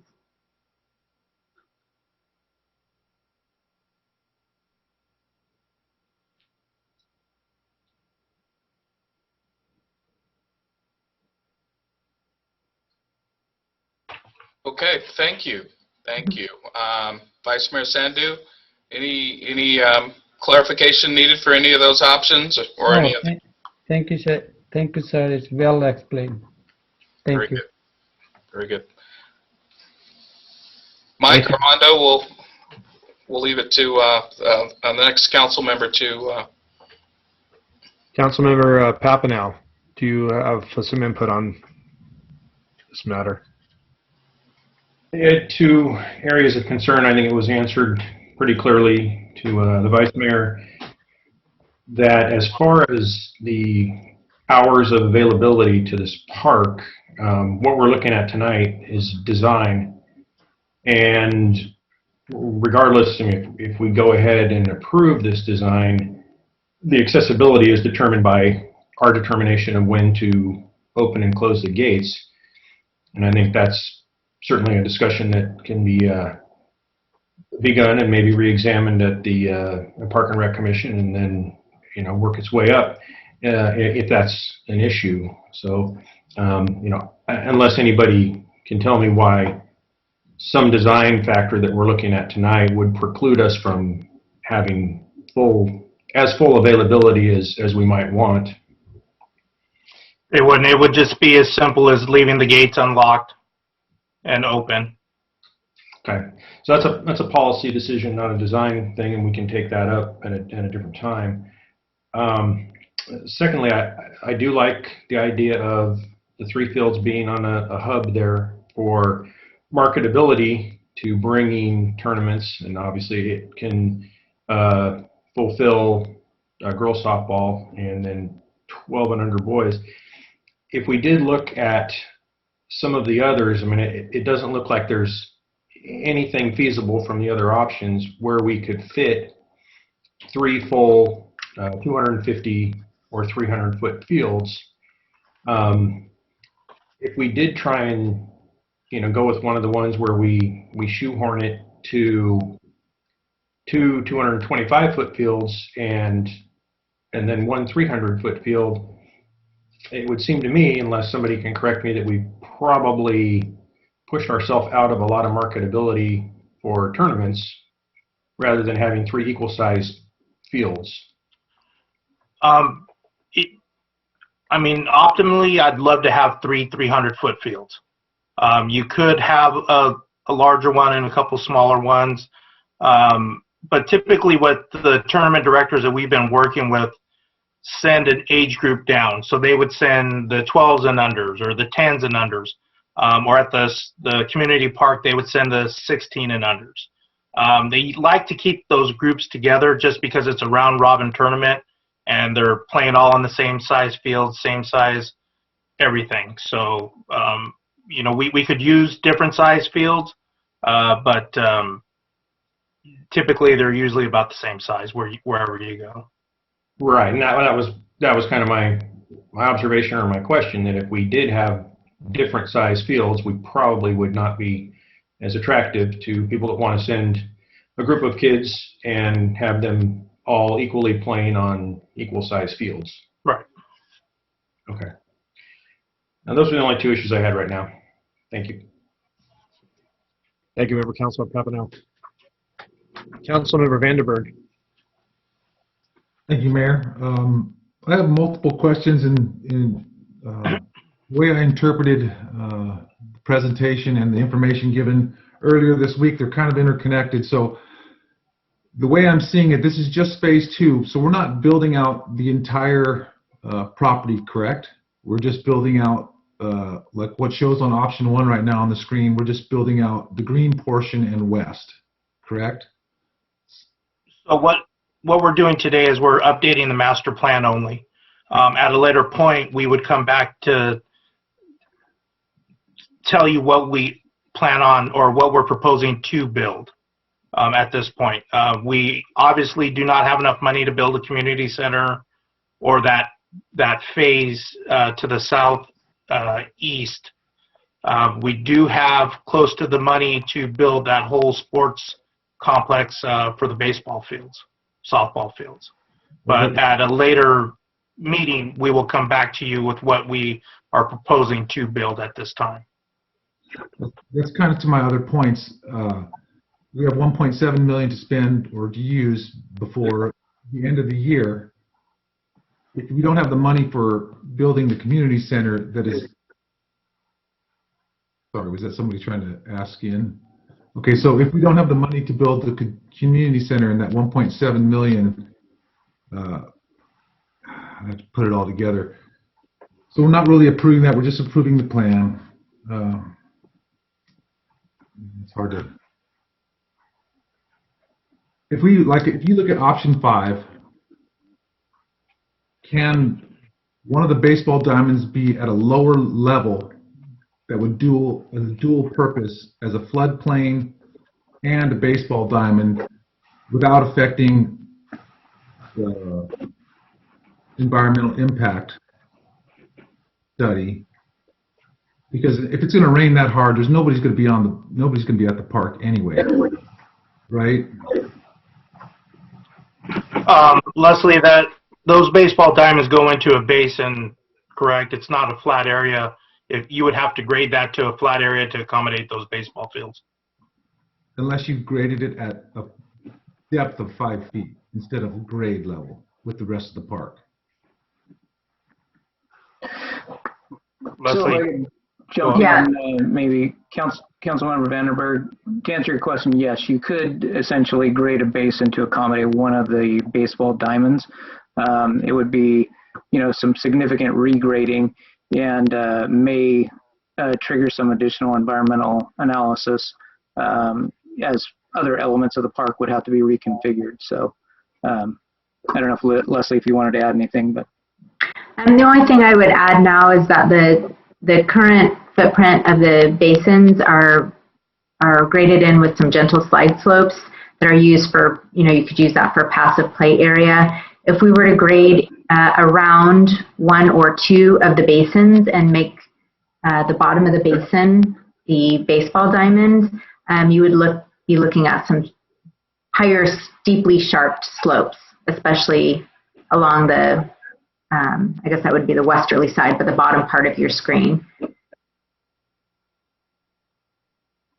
You're talking about on option 5, that'd be like the center south.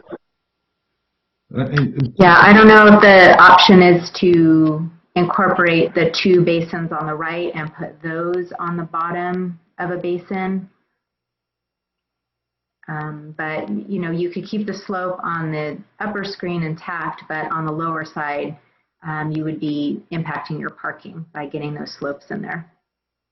I guess my overall question, is it possible within the time frame, without affecting environmental impact studies, to drop 1 or 2 of the entire baseball diamond from the infield all the way out to center field, right and left field, the entire field lowered so that you could accommodate both the water basin storage required and the timeline and the larger fields, because, you know, like in Manteca, they have like the big League of Dreams, which would help draw people to the to generate revenue for the cities, which is something the city struggles with. And the larger the fields, the more variety the park can be used for. And that's something I'd like to see, but I don't want to exceed all the things that have been mentioned, obviously. Yeah, Councilmember Vandenberg, what I would say is the answer to that question would be no, simply because we would not be able to do it within the time frame. We'd have to do some additional environmental analysis, and that would, essentially put us beyond the time limitation of the grant. Okay. Thank you. Thank you. Thank you, Councilmember Vandenberg. Councilmember Lozano. Yeah, I have a few comments and some questions. Some of the questions regarding money and time frame were pretty much answered. I did have a question on, as I'm looking at it now, Section 7, which is the implementation schedule. It talks about bid in construction administration under 6 of that chart, project schedule. So I'm on page 17 of the staff report. Yes, that. So the bottom portion there where it says 6, and it's 4.1 through 4.3. What does that mean? That section?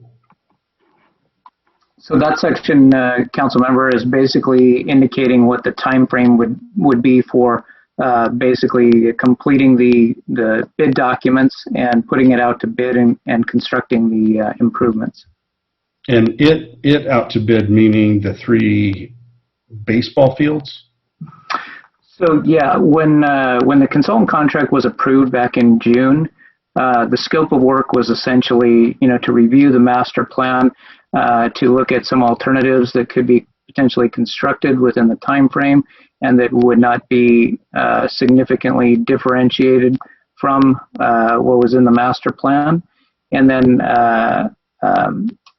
the specifics on that were the rough grading for the ball fields, the restroom facilities, and the roadway extension and parking area. Okay. So that's the improvements that's the project essentially, what would be put out to bid and constructed. Excellent. Okay, thank you. Thank you for that. So I do have a question about the restroom building in the baseball complex. We'll call it the complex.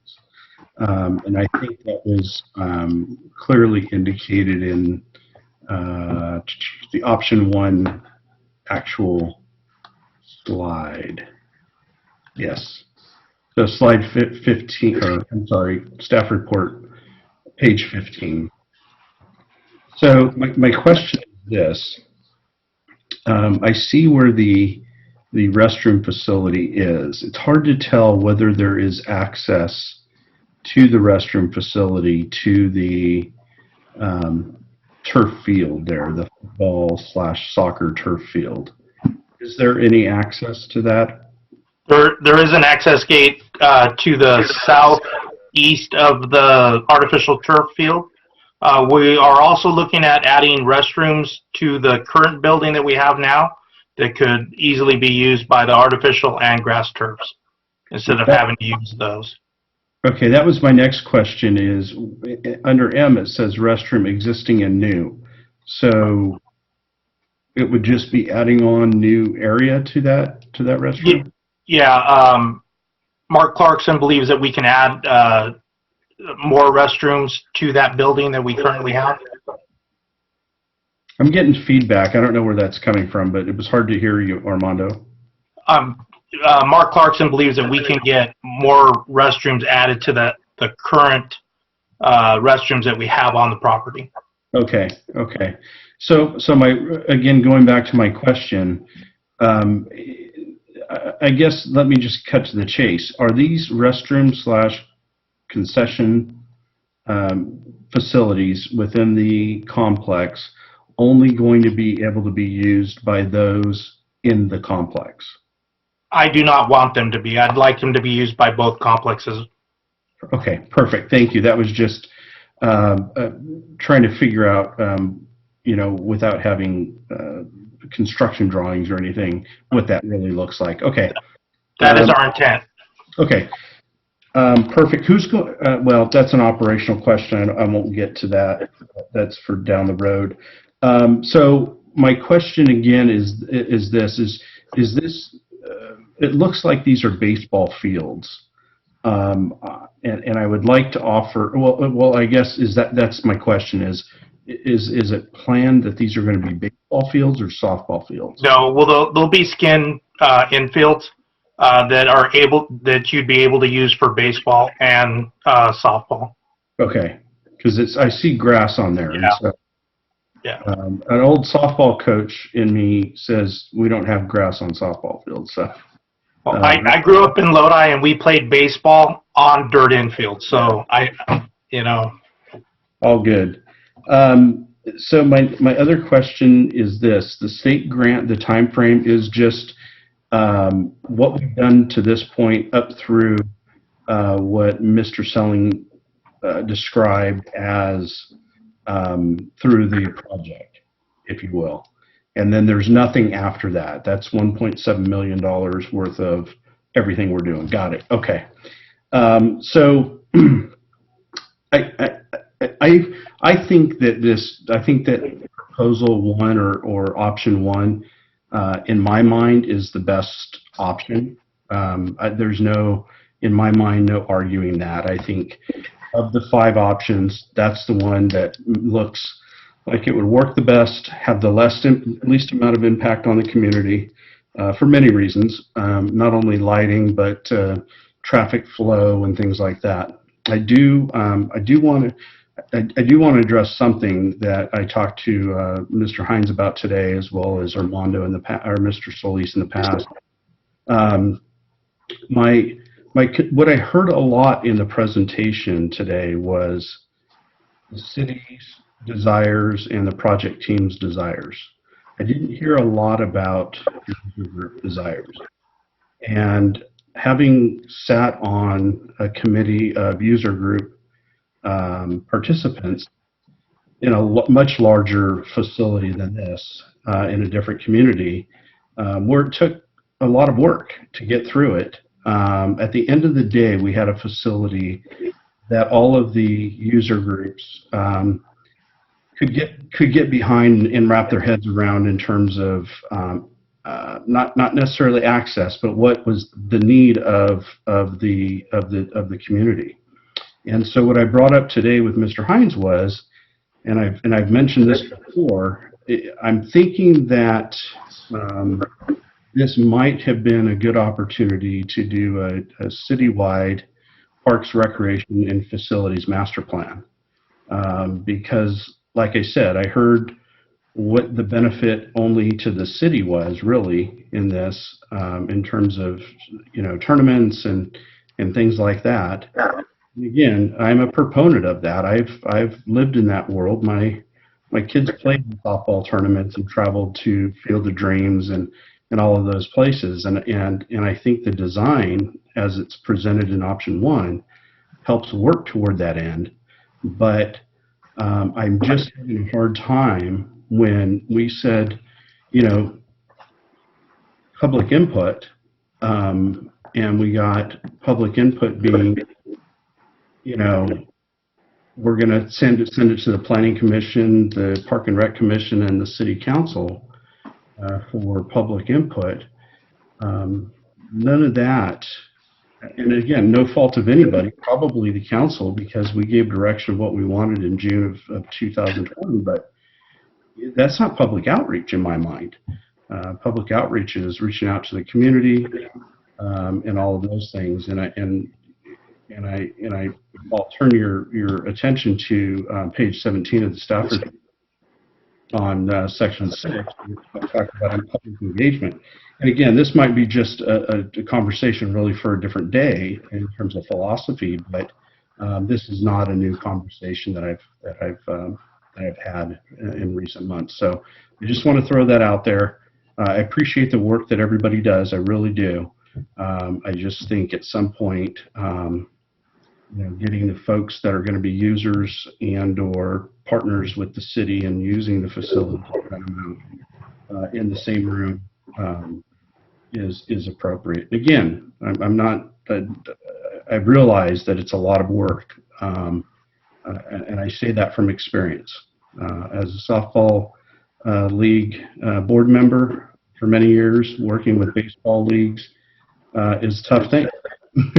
And coming to compromise and working with soccer and everybody in the room at the same time, but we were able to do it, and the facility, which was mentioned earlier, is a great facility for kids in the community as well as the neighbors. So I'll leave it at that, and I'll let the rest of the council have their input. But like I said, I think we need, as a governing body, I think we really need to look at whether or not a full park and rec and facility master plan is for the whole city is appropriate. And that's all I have. Thank you, Councilor Lozano. I know we have someone with their hand raised from the public, which I am going to allow that in a moment as soon as I get some comments on myself. First, I'd like to ask anybody who's actually in the Zoom who's not speaking now or has a question being directed to them, if you could please check your microphones, because we're getting a lot of feedback and it's been difficult to understand some people speaking. So please have your mic on mute unless you're addressed, and then you can respond. So my comments were covered by some of my fellow council members. I know Armando Solis reached out to me today to inquire if I had any concerns. At the time, I had a lot of thoughts, but nothing specific. I've had a chance to kind of digest this plan a little bit and listen to some of the things brought up by my other council members. First off, because it's most fresh in my mind, I would like to address what Councilmember Lozano said. I do feel no fault intended for anybody, but I do felt that, looking at that timeline, that I didn't really feel like there was a real lot of really good public input. And that's not to discredit the design that you guys have presented. I think you guys have presented a lot of good designs, and I'll comment on that in a minute. But I just think, we like to talk about public input and this and that, and I think there's some things in this city that are just so critical to have public input. And one would be on park space. This is essentially for the community, and so I think it's important that we have that. And I feel like, to present at a planning commission or a Parks and Rec commission and say that, well, you can, have a public comment there, or whatever. It's not really the most ideal outreach. And during COVID, it's just, and unfortunately, it created a unique set of circumstances. We're not able to have like a community, a forum or something, or a town hall where people could come, and unfortunately that COVID presented, against that. But I think that I don't know what the answer to that is. But I lean heavily with Councilor Lozano that I feel like we need to make sure we have full buy-in on whatever designs. Now, again, I know we don't have the money to build all this out, and so with that said, I don't think that I don't know how much our decision tonight to approve the conceptual drawing puts that into stone,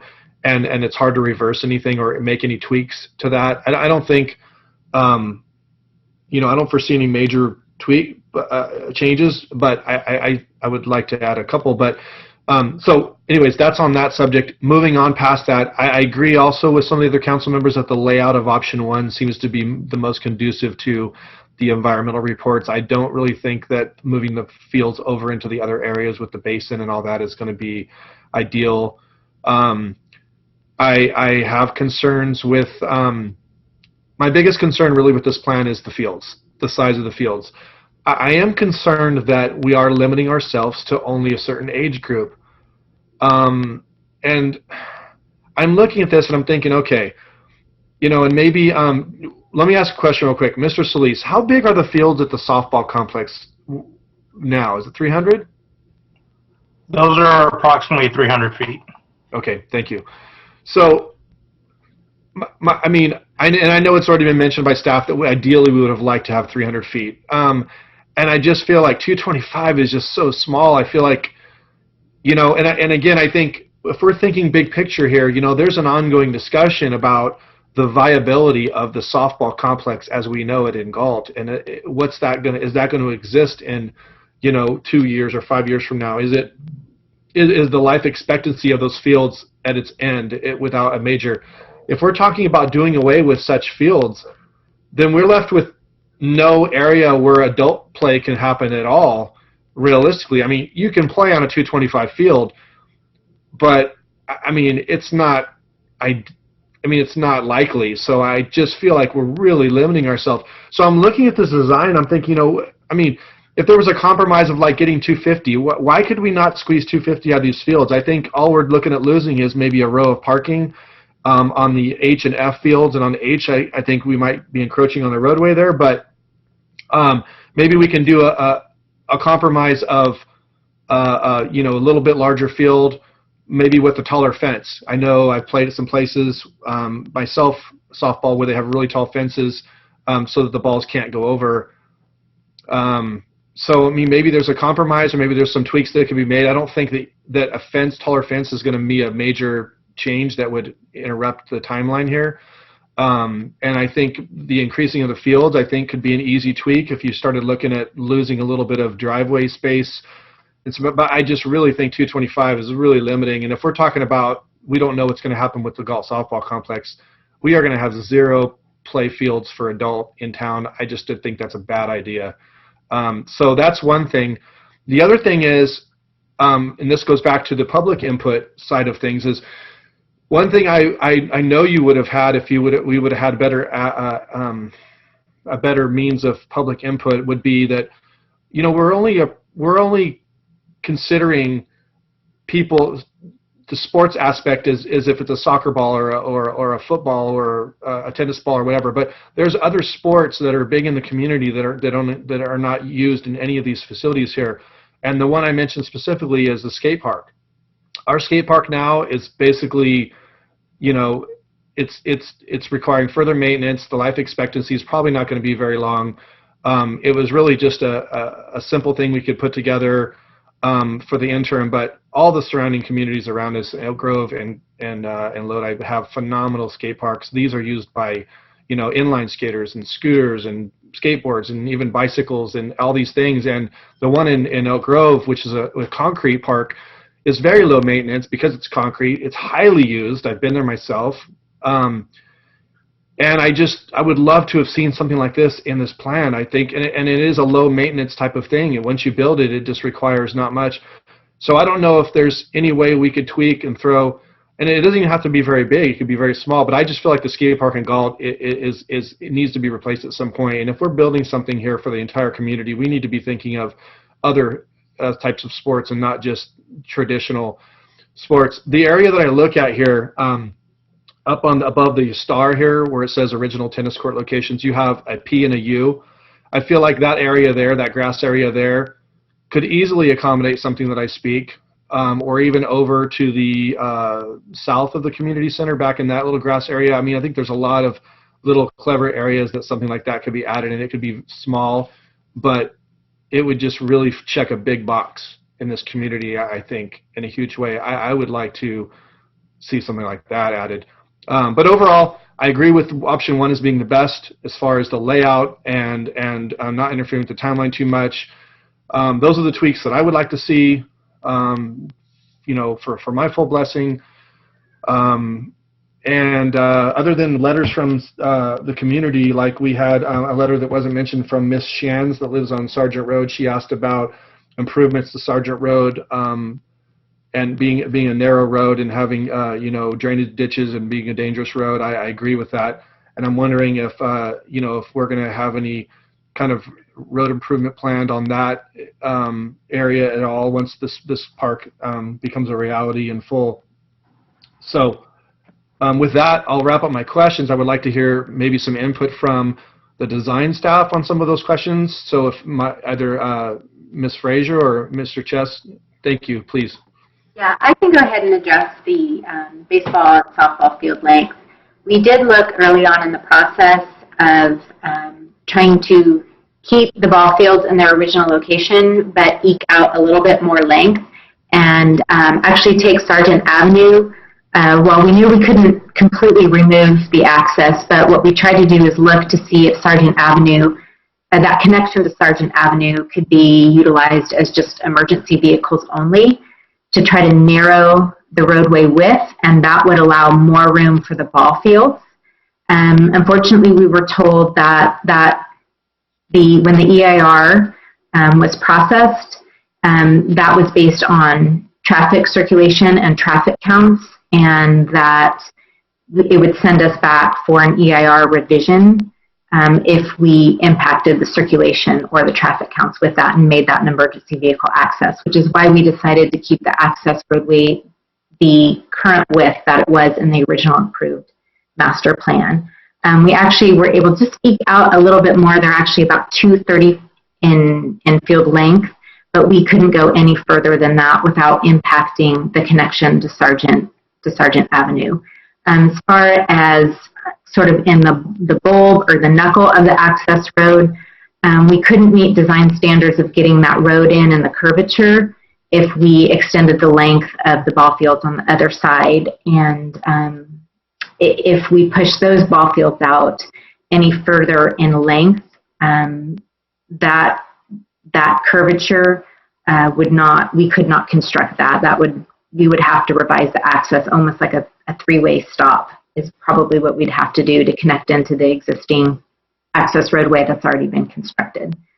So keeping the ball fields where they're currently located, we did try to expand them and see what options we had, and then ultimately we ended up with 230 feet. What, and I understand those, and that makes some sense from some standpoints that I was not aware of or wouldn't be aware of, really. What about the, and I wish I knew offhand what the fields in Lodi were over off of Stockton Street. Those are small fields, but they have tall fences. I'd be curious. But what about some kind of compromise with the increased height of the fences so that they could accommodate adult play and not have balls be going into the parking lot on every at bat? I don't know, Perry, if you want to field that, or if Armando, you have more information on that. I think I'm sorry, my screen's frozen, but can you guys hear me okay? Yes. I would honestly never schedule any adult games at that location. At 225 feet, they would just hit it completely out of that park. They're hitting it 400 feet at the complex. There's no way I could allow an adult game to be played there. The oldest would be high school girls softball would be appropriate for that field. Well, this definitely brings up a larger discussion about what are we going to do to accommodate adult sports then, if we're, with the life expectancy of the current complex. And I fear for this because we're obviously talking about a Galt master plan that possibly could impact those fields. And I was always under the impression that the natural evolution was that those fields would somehow find a new home at Walker Park, and now the reality is that that's not true. So that was my hope also, is that, and that was part of why we did this update, to see what we could get done. But obviously, after having the discussions with the design team, we're here, and that's what we can do for this site. I just feel like looking at this, your main, when you design something, you have your main focus, like what is the jewel of this project? And there's many smaller little jewels in this thing, but I think the one thing that's your epicenter really in this is your softball fields and your two soccer fields. And so I think if you're going to say, that we're going to make that the center point of this project, but yet it's going to be kind of constricting in certain aspects. The problem is we have lots of places that people can play youth sports in Galt on small fields, but now we are building more fields and they're going to be small. I kind of think about Mr. Batondo's comment. I don't agree with everything he said in his comment, but I do agree with a big portion of it, and that being one that I'm concerned about adult sports because sports is not just for people under the age of 13. And so how are we going to remedy that? How are we going to make this, if this is going to be we have nothing like this at Community Park, which is our other big park. So, when Galt is 50,000 people, I doubt there'll be any other parks except Walker Park and Community Park and whatever else is left, which leaves no fields for adult play. That's just I'm just really caught up on that right now, personally. I don't know. Ms. Fraser, what would be your comments about the other thing I mentioned about some kind of ability to incorporate at some point, maybe later in the project, whatever, some kind of cement-styled skate park of sorts? You know what I'm referring to. I do. I didn't know, Perry, if you had any input on whether there would be enough space south of the community center. Definitely. I think skateboard parks these days, they're almost like a manufactured kit of parts where you can bring in a skateboard consulting team that even put together the pieces and have them in their library. And so, working with the community to try to figure out, how big that needs to be, how extensive it needs to be. I think it could easily be, swapped out for one of the other areas and uses, or where you mentioned P and U in those areas as well. Very likely, candidate for that use. So I would say, yeah, definitely, it's an opportunity. Well, thank you. I know that Lodi Skate Park is pretty phenomenal, and I hear a lot of youngsters really love it. It's a fabricated park, that does require obviously more maintenance, but I just don't know what would be more conducive to cost-wise to do concrete. I know maintenance-wise, the concrete idea would be much more, probably have a longer lifespan and be less maintenance required. But I would like to see something like that. I would like to hear if my other council members are open-minded to see some little design tweak and such. But I think, like I said, I just really feel like we need to be checking a box with a huge amount of children in this community that are not baseball and football and players. So I have a couple other things, but I'm going to wait. And what I'm going to do now is I'm going to let we have one public comment person, but we're going to let that person speak. And then I'm going to go back to my council members for another round of questions. So Ms. Hubert, could you please let us know, or Ms. Roddicker, do we have a public comment? We do have a public comment or a raised hand on the attendee side. The gentleman, his initials JB. I'm going to go ahead and allow him to speak. JB, you have 5 minutes. Go ahead. Hi, this is Joe Batondo. I already got my comment read into the thing. I've just been listening. I appreciate everybody's work on this stuff. I spoke or had a comment read into the Planning Commission meeting a week or two ago, whatever it was, and I apologize for missing the Parks and Rec Commission meeting, but I was working. I do agree with a lot of what was said about the lack of public input. I feel like we're rushing this project through just to get $1.7 million that will basically just fund a parking lot and a bathroom. I would like to see the plan rejected, sent back, a new EIR study done to see how we can best use this property with actual input from the community. Maybe by council creating an ad hoc committee with people from all the different local sports clubs, along with other members of the community, and maybe a council member or two on that committee to actually see what the community wants, what the community needs, rather than rushing through and spending millions of dollars on something that may or may not be needed. This is a huge chunk of property, and we only have one shot at building it out correctly. To just rush and get it done for $1.7 million. There's been plenty of other government agencies that have gotten free money from the state that have decided not to take that free money and do something right. The San Joaquin County Sheriff's Department a few years ago turned down multiple millions of dollars to build a new jail because they didn't have the money to staff it. That money will be available again at some other point. I don't want to see the city rush this and lose out on a potentially beautiful park. That's all I have to say. Thank you. Thank you, Mr. Tondo. Thank you.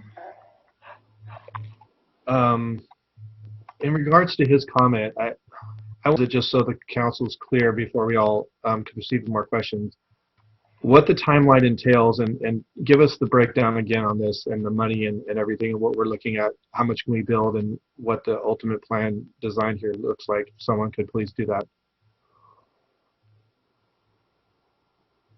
Mr. Selling? Yeah, I was going to say, yeah, if Armando's okay, I can speak to that. So essentially, has been noted, maybe just to kind of, reiterate it, the city received this grant funding. However, there is a tight timeline to it. And so what we were looking at was, okay, how can we stay within the confines of the plan so we wouldn't trigger any extensive environmental review to stay within the time constraints of the grant, and then best meet the needs that we could with this amount of funding, and also minimize the amount of ongoing operational maintenance costs. And so that's where prior items that came before the council were clarifying the limitations, those constraints we were operating under, and how we arrived at constructing the much needed bathroom facilities as we, at least from Public Works standpoint, it was communicated that there were insufficient bathroom facilities out there, and then the need for additional parking because parking was spilling over onto the adjacent public streets, and then to do what we could, at least as far as the ball fields went. So again, that was the constraints that we were under, and how we have arrived at what we could do with that amount of grant funding within those time constraints. So I think I speak probably on behalf of some other council members that I was under the impression that when we spoke about the 1.7 million and the bathrooms and the restrooms and the parking was, we got this money and this is all we can do with it. We can't really do anything else. So that really, to me, I didn't feel like there was any pressure of committing to a design because we were just going to add in some parking and some restrooms. But now it seems that it's morphed into, hey, here's a design, we have to make a decision, or if we're going to lose the money, we're up against some time. And now I just feel like we're up against the ropes right now. And that didn't seem like that was the way it was presented to me, unless I just was completely naive in the beginning, and a few months ago. But I just wonder, am I correct to say that like that's where we're at? Is like we have to approve the entire design in order to suffice this, or what? Well, per the schedule that you saw on there, essentially, yeah. I mean, we've got until the end of this year, and so to complete the design and then to go forward with the bid process, which takes a few months, and then the actual construction. When you basically look at, to stay within that time constraint, that's really kind of where we are. Unfortunately, the grant didn't, this grant, my understanding, at least anyway, the limitations were they were really looking for shovel-ready projects. And so, the city having had the master plan, again, to stay within that design or, to essentially, construct improvements within that already approved design was really what was driving this. And then, like I noted too, and maybe it's kind of been a little bit, lost in the shuffle here, is the need to minimize the ongoing operation and maintenance costs, and so not to construct facilities that are going to have these ongoing costs associated with them. So minimal costs, obviously, to clean a bathroom, weekly or whatever it is. Parking was really no cost, and the roadway. Once you construct a roadway, you really have minimal ongoing costs for probably at least a decade or so. So again, those were elements that had, that ticked that box as well, that minimized those ongoing costs. So. Okay. I'm going to go back to the council now. I want to hear some input from the rest of my council members on since we've, furthered this discussion along and we've had some more input. So I'm going to start with, in order with our Vice Mayor, Sandhu. Please go ahead. Do you have anything to add? Your microphone's off, sir.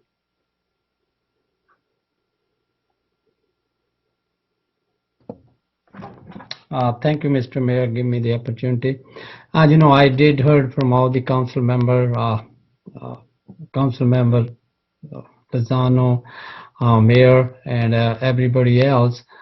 If there is this, the option one is the good option, but at this time I believe, and if there is any changes we able to do it, we should do it. If there's time, we can do it.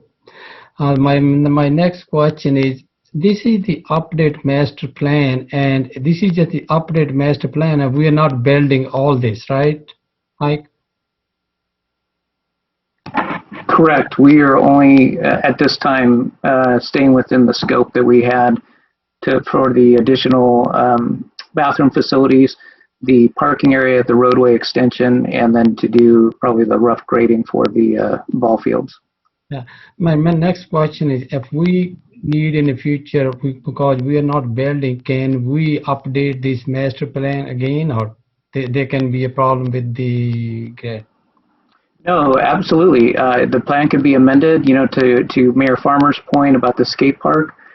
Something like that could probably, as you're probably familiar with the one in Lodi at Kofu Park, it's down in a basin itself. So there may be, an opportunity to put a feature like that at some point down in one of the basins here that is shown on the plan. The other thing is, and maybe not to get too far out on this, but I know there's that front area that belongs to the school district, and I don't know what their plans are to ever develop that for a school site, but if that were to ever become potentially available, there may be an opportunity to, add even ball fields or whatnot there potentially. So just a thought. Thanks. Thank you. The other question is, for example, if we maybe going to tweak or something going to add on that is how long might we can take, or then we have a problem to reach the deadline to end of this year? Are we taking the risk, or we may be able to do it? Can you repeat the question? I just want to make sure I understood you. I think I know what you said, but I just want to make sure. But I'm talking about, for example, just at a hypothetical, if we don't prove that plan and we will say, okay, let's bring that plan a little bit tweak the way, maybe more input from the community or from the council, it can be very hard to meet the deadline, or have some kind of flexibility. Yeah, essentially we would not be able to meet the time constraints of the grant if we were to kind of hit the pause button here and do some additional outreach to gain input. So, thank you.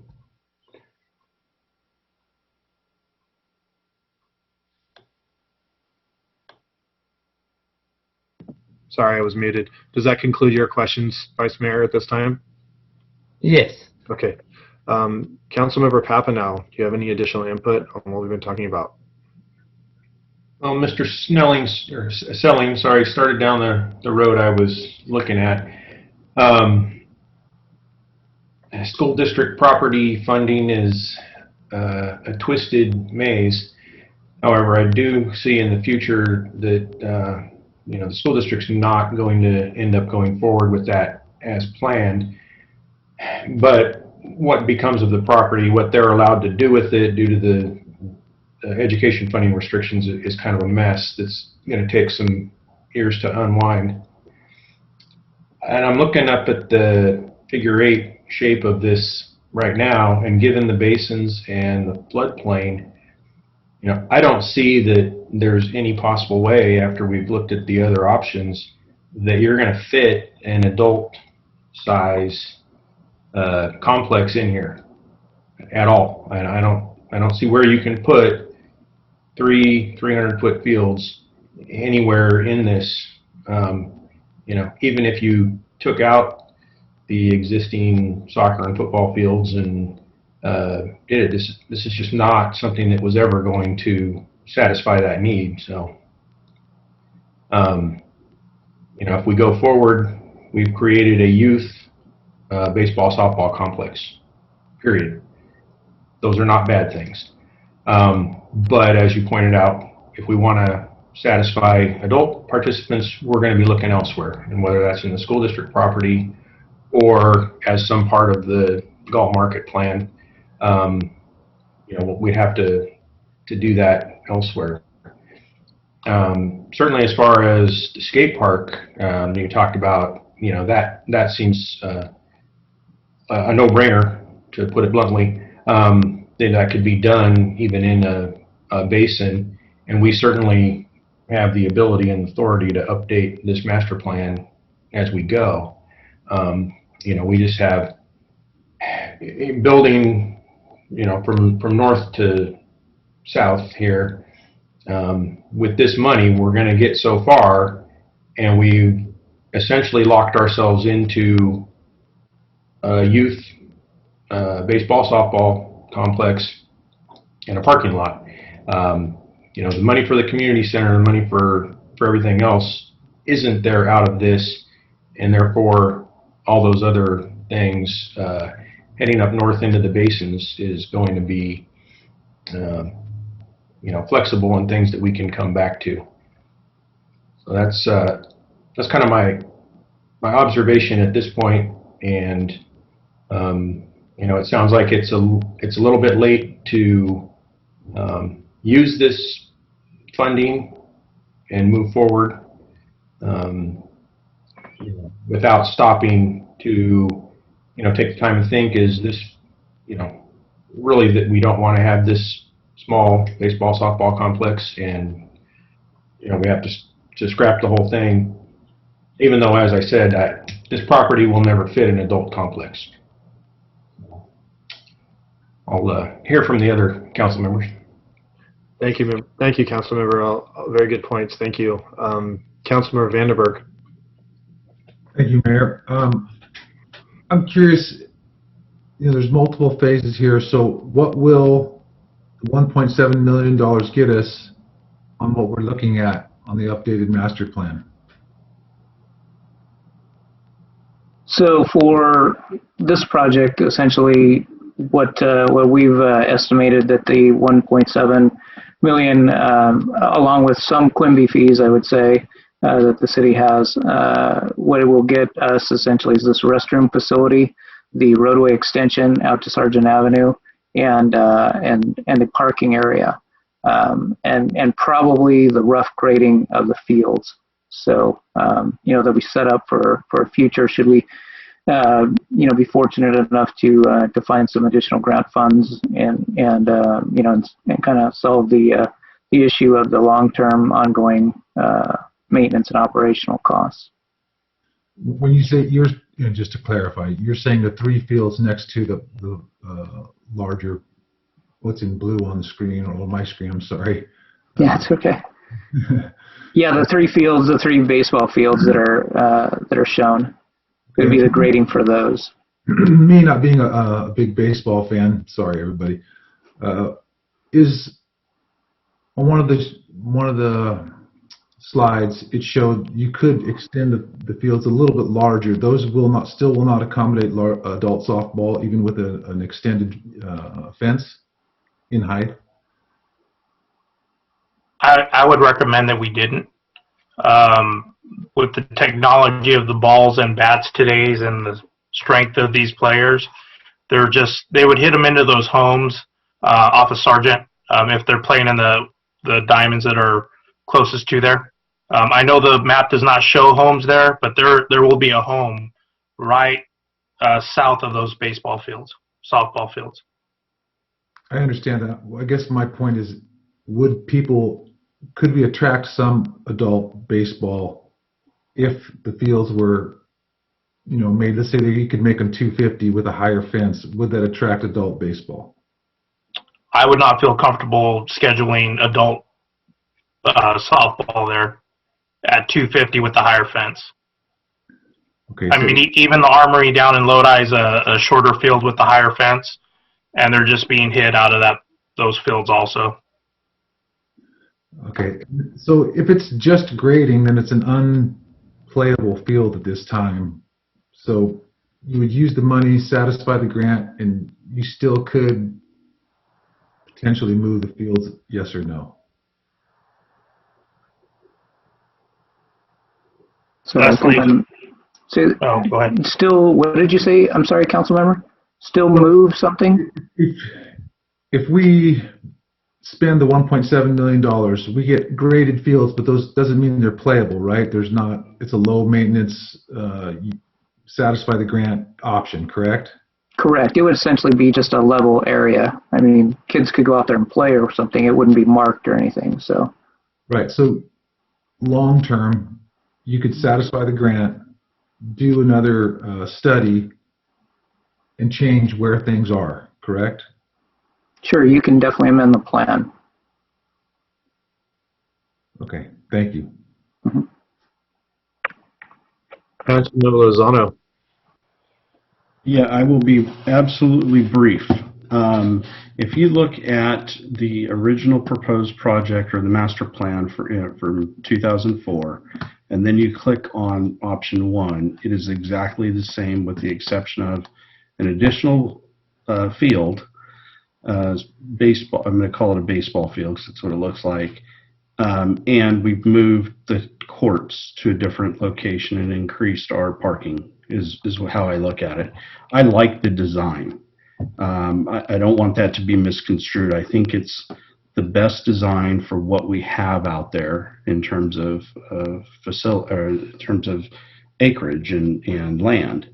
And so, I mean, and again, I think later on down as we get to developing the actual fields and community center, we're going to have the ability to have that public input to change things around. Maybe that community center is turned 90 degrees and it looks different. Maybe, I don't know. I think we have the ability to do that. My comments earlier were more directed to the more long-term community input issues as it relates to parks and recreation facilities. So I am willing to support this plan moving forward. I don't see it as being rushed to get it done. And we made a deliberate decision in June of 2020 to begin this process. I like the project. I just believe that moving forward, there may be some different things that we can do to get that public input. So I would be willing to support the master plan as presented today. Thank you, Councilman Lozano.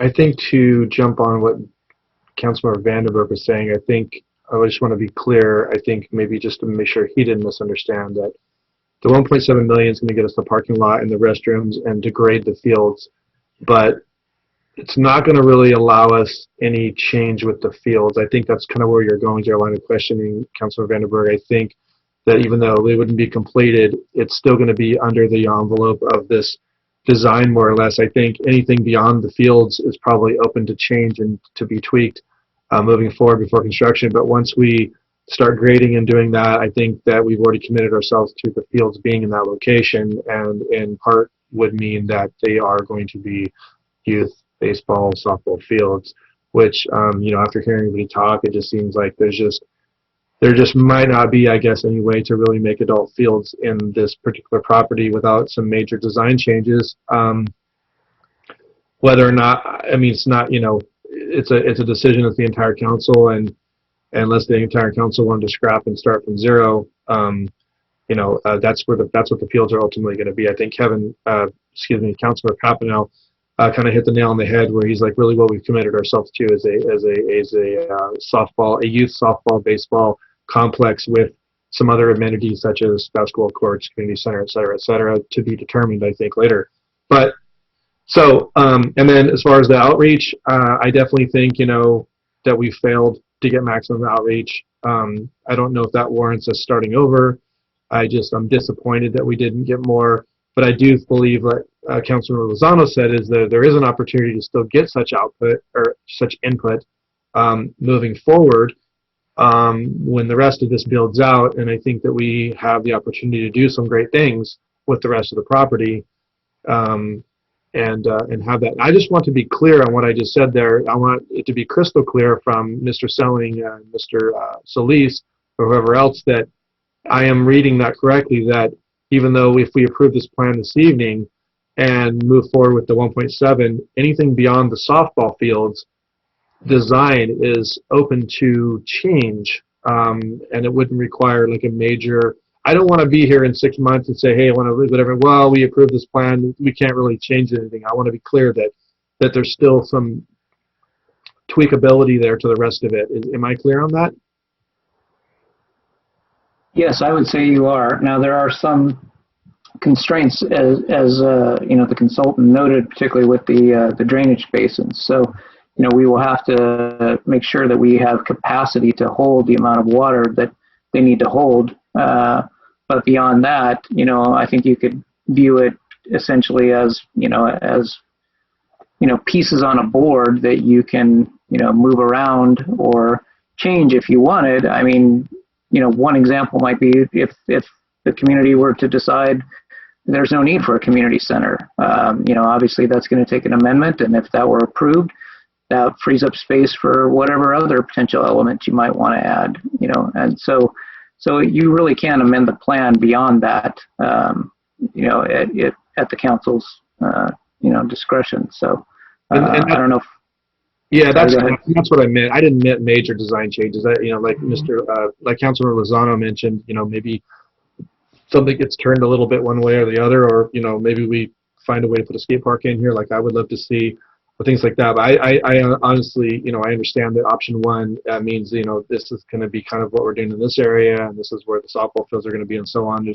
We wouldn't be able to you know, to dramatically change it. I get that. I just wanted to clarify that we still had some flexibility moving forward as funding becomes available to make some changes and alterations with community input like we've been discussing to get those things. There might be something else that we're not thinking of that somebody would really love to see, and I'd love to hear about it before this whole thing is completely built out. So, yes, I mean, just to answer the question, the plan is amendable. Okay.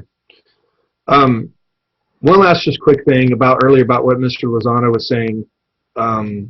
About actually everybody was talking about was the policy of keeping the park open. I think it is very important, and Mr. Rotondo made a very good point with reminding us that this is, you know, community park, and we need to be conscious of that as we create things like this that are, you know, it's great to have things, we can have tournaments and all that kinds of stuff, but at the end of the day, it's a community park. It needs to be access to the community as much as possible, and I would actually love to revisit that conversation, you know, like I think it was Mr. Lozano mentioned, maybe bring that to the Rec Commission or something and talk about that, because we need to make accessibility, you know, the utmost as we can. So, so with that being said, if anybody else has any further comments, any council members have any further questions or would like to say anything?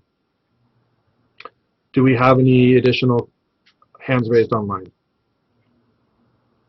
We do not have anybody online. Thank you, Ms. Rockford. Councilor Papua, you want to say something? Well, not to belabor, but I just want to be sure that I'm correct. As I said, I see that as simply a youth complex, which is great. That may be marketable. And quite frankly, it's the only ball fields that are going to work with this figure 8 property. If we, the community, and we decided that that was not useful to us and we didn't want it, I know we talked about that we can make little amendments earlier. Say we wanted to make a large amendment and move the community center down into where one of the ball fields is and put a skate park where one of the other ones is and do something else with that other space out there. It won't work for ball fields, but do something else with it. Major changes like that, are we going to run into a new EIR? You know, assuming we don't mess with the basins, or are we that amendable?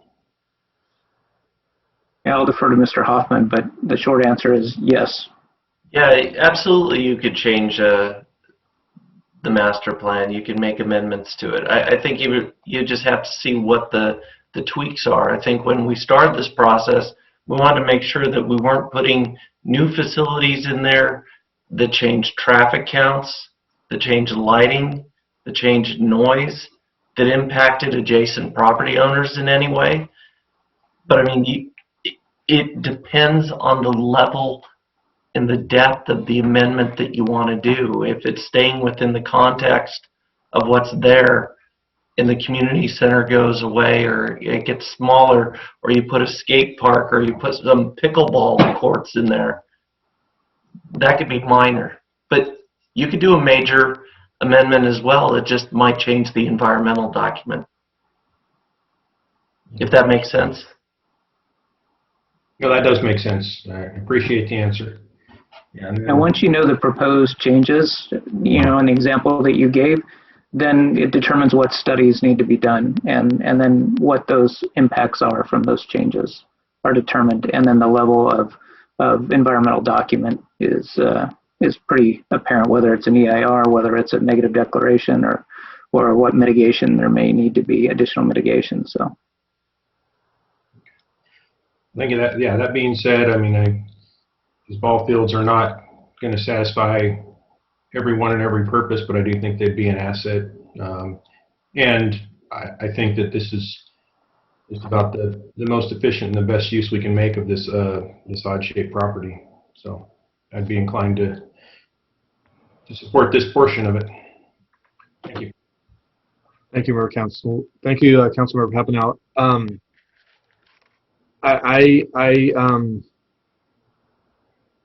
I think that what I would like to see is when funding becomes, let's just assume hypothetical that this gets approved tonight by the council. I would like to see as funding becomes available to go beyond what we're doing with the 1.7, that we have a clear strategy of public engagement better than what we just did up to this point with this. And I mean, again, with COVID aside, if it's a town hall or it's some kind of formal meeting set up just for the community, I want to make sure that we have a clear strategy for that before we go to spend any additional money beyond this 1.7, and make sure that what we are going to build out here is what the community wants. And if that would be the case, and I think if my council would agree with that, that would make me feel better about this. So I would, does anybody want to make a motion as to such, or make a motion of something else? At this point, I think we're at a point where we're looking for a motion to approve this with any particular things that someone wanted to add in their motion. So do I have anything from anyone? I'll make a motion to approve the updated master plan.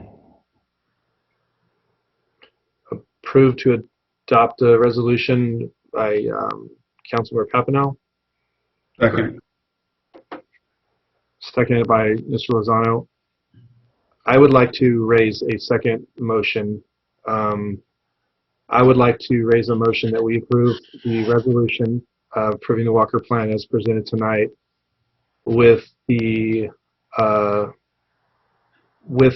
addition of clear direction to staff that we will get with council and come up with a clear strategy for public outreach beyond the expenditure of the 1.7 million.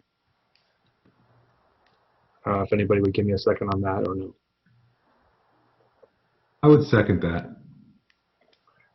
Moved by Mayor Farmer, seconded by Councilmember Vandenberg. I believe we vote on the second motion first. Is that correct, Tina? Yes. That is correct, yeah. Do we need any more clarification on that second motion, or is that good enough? Yes, I understand it, and plus I can go back but I do understand. Thank you. Okay. Yes. I have just a point of discussion on the second motion. I would be able to support that in concept. However, I don't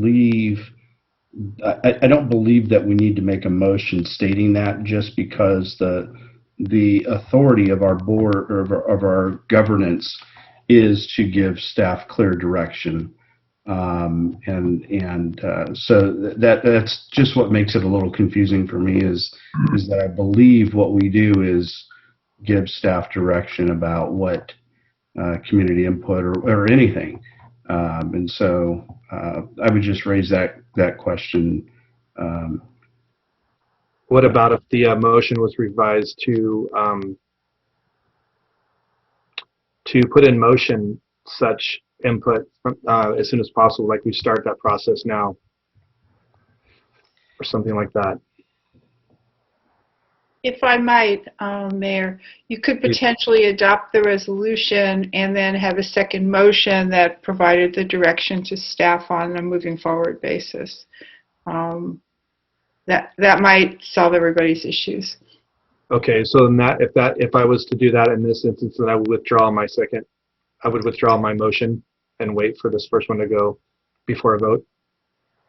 Right, you could withdraw your motion. They could approve the motion that's then on the floor, and then you could do a new motion, just a separate motion, not a resolution, that would give direction to staff as to what the council would like to see staff do with respect to implementation. Okay, thank you, Ms. Steiner. With that said, then I will withdraw my motion.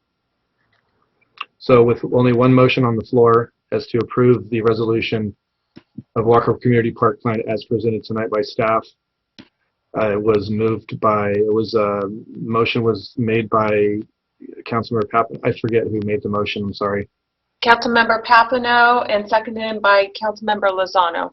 Okay, can I have a roll call vote on that motion, please? Vice Mayor Sandu? Aye. Councilmember Papineau?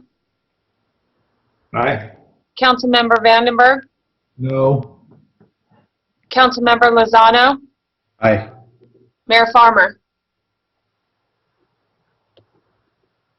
Aye.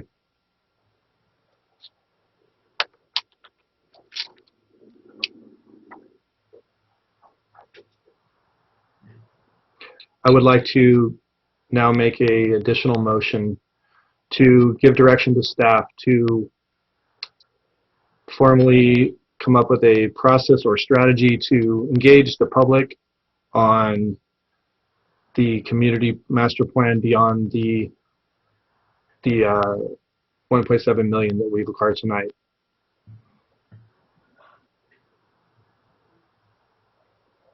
I second that. Moved by Mayor Farmer, seconded by Councilmember Vandenberg. Have a roll call vote. Mr. Papanow, please. Just brief comment now that we have a motion and a second on the table. As Councilmember Lozano kind of said, I think it goes without saying that council or that city staff and the city manager take their direction from us. We have all, however, expressed the need for public input beyond what we had in this particular process. So that being said, I don't think it's necessary. However, to make it clear to the public that we will be looking for input, I will be inclined to support your motion. I appreciate that, and I do understand your point. I think I'm just look at it to make it official, where it just doesn't get put on the back burner and it becomes an official directive as to whether we're going to form an ad hoc committee or we're going to just set up a public hearing for say 3-4. I mean, obviously we don't have the funding, so it could be a while, but I want that process to get started. I don't want it to be like something that gets thrown on a shelf. That's pretty much the reason for my motion, if that makes sense. Very good. Okay, thank you, sir. Tina, if you would like to do a roll call. Vice Mayor Sandu? Aye. Councilmember Papineau? Aye. Councilmember Vandenberg? Aye. Councilmember Lozano? Aye. Mayor Farmer? Aye. Motion passes 5-0. I apologize earlier. Actually, the motion earlier passed 4-1. I forgot to state that. Is that correct, Ms. Hubert? Yes. Okay. Sorry, I did not put that. Well, thank you again for all the input tonight from public and all the staff for presenting this and all your work on that. And look forward to working with some of you hopefully soon on anything for the rest of the property. So thank you. And all of you have a good evening. They're going to be signing off. Thanks. Thank you. Okay, going to be moving on to the next item, M, communication. Ms. Hubert? None this evening. Thank you. Next item is N, City Clerk's report. Item number 1, subject to Beautification Committee appointment. Councilmember Papineau to appoint Amy Sandu to the Beautification Committee to fill a vacant position with term ending December 2024. Ms. Hubert. Okay, so at the December 15th, 2020 City Council meeting, there were not enough applicants for Councilmember Papineau to make an appointment. The clerk's office received Amy Sandu's application on January 19th, 2021, and she does meet the qualifications stated in Galt Municipal Code 2.90.040. So it is Councilmember Papineau's appointment, and do you have any other comments? Just thank you to Mrs. Sandu for stepping up and taking on the responsibility. Okay, thank you. I too would like to echo that, and thank you, Amy, for your continued service to the community on that committee. And you know that it's a committee that's close to my heart, and I enjoyed working with you before, and so thank you again for continuing that service.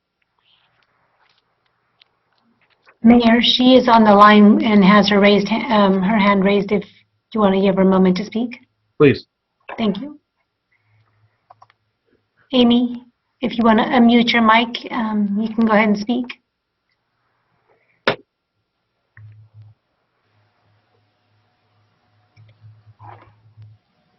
Amy, you'll need to unmute your mic.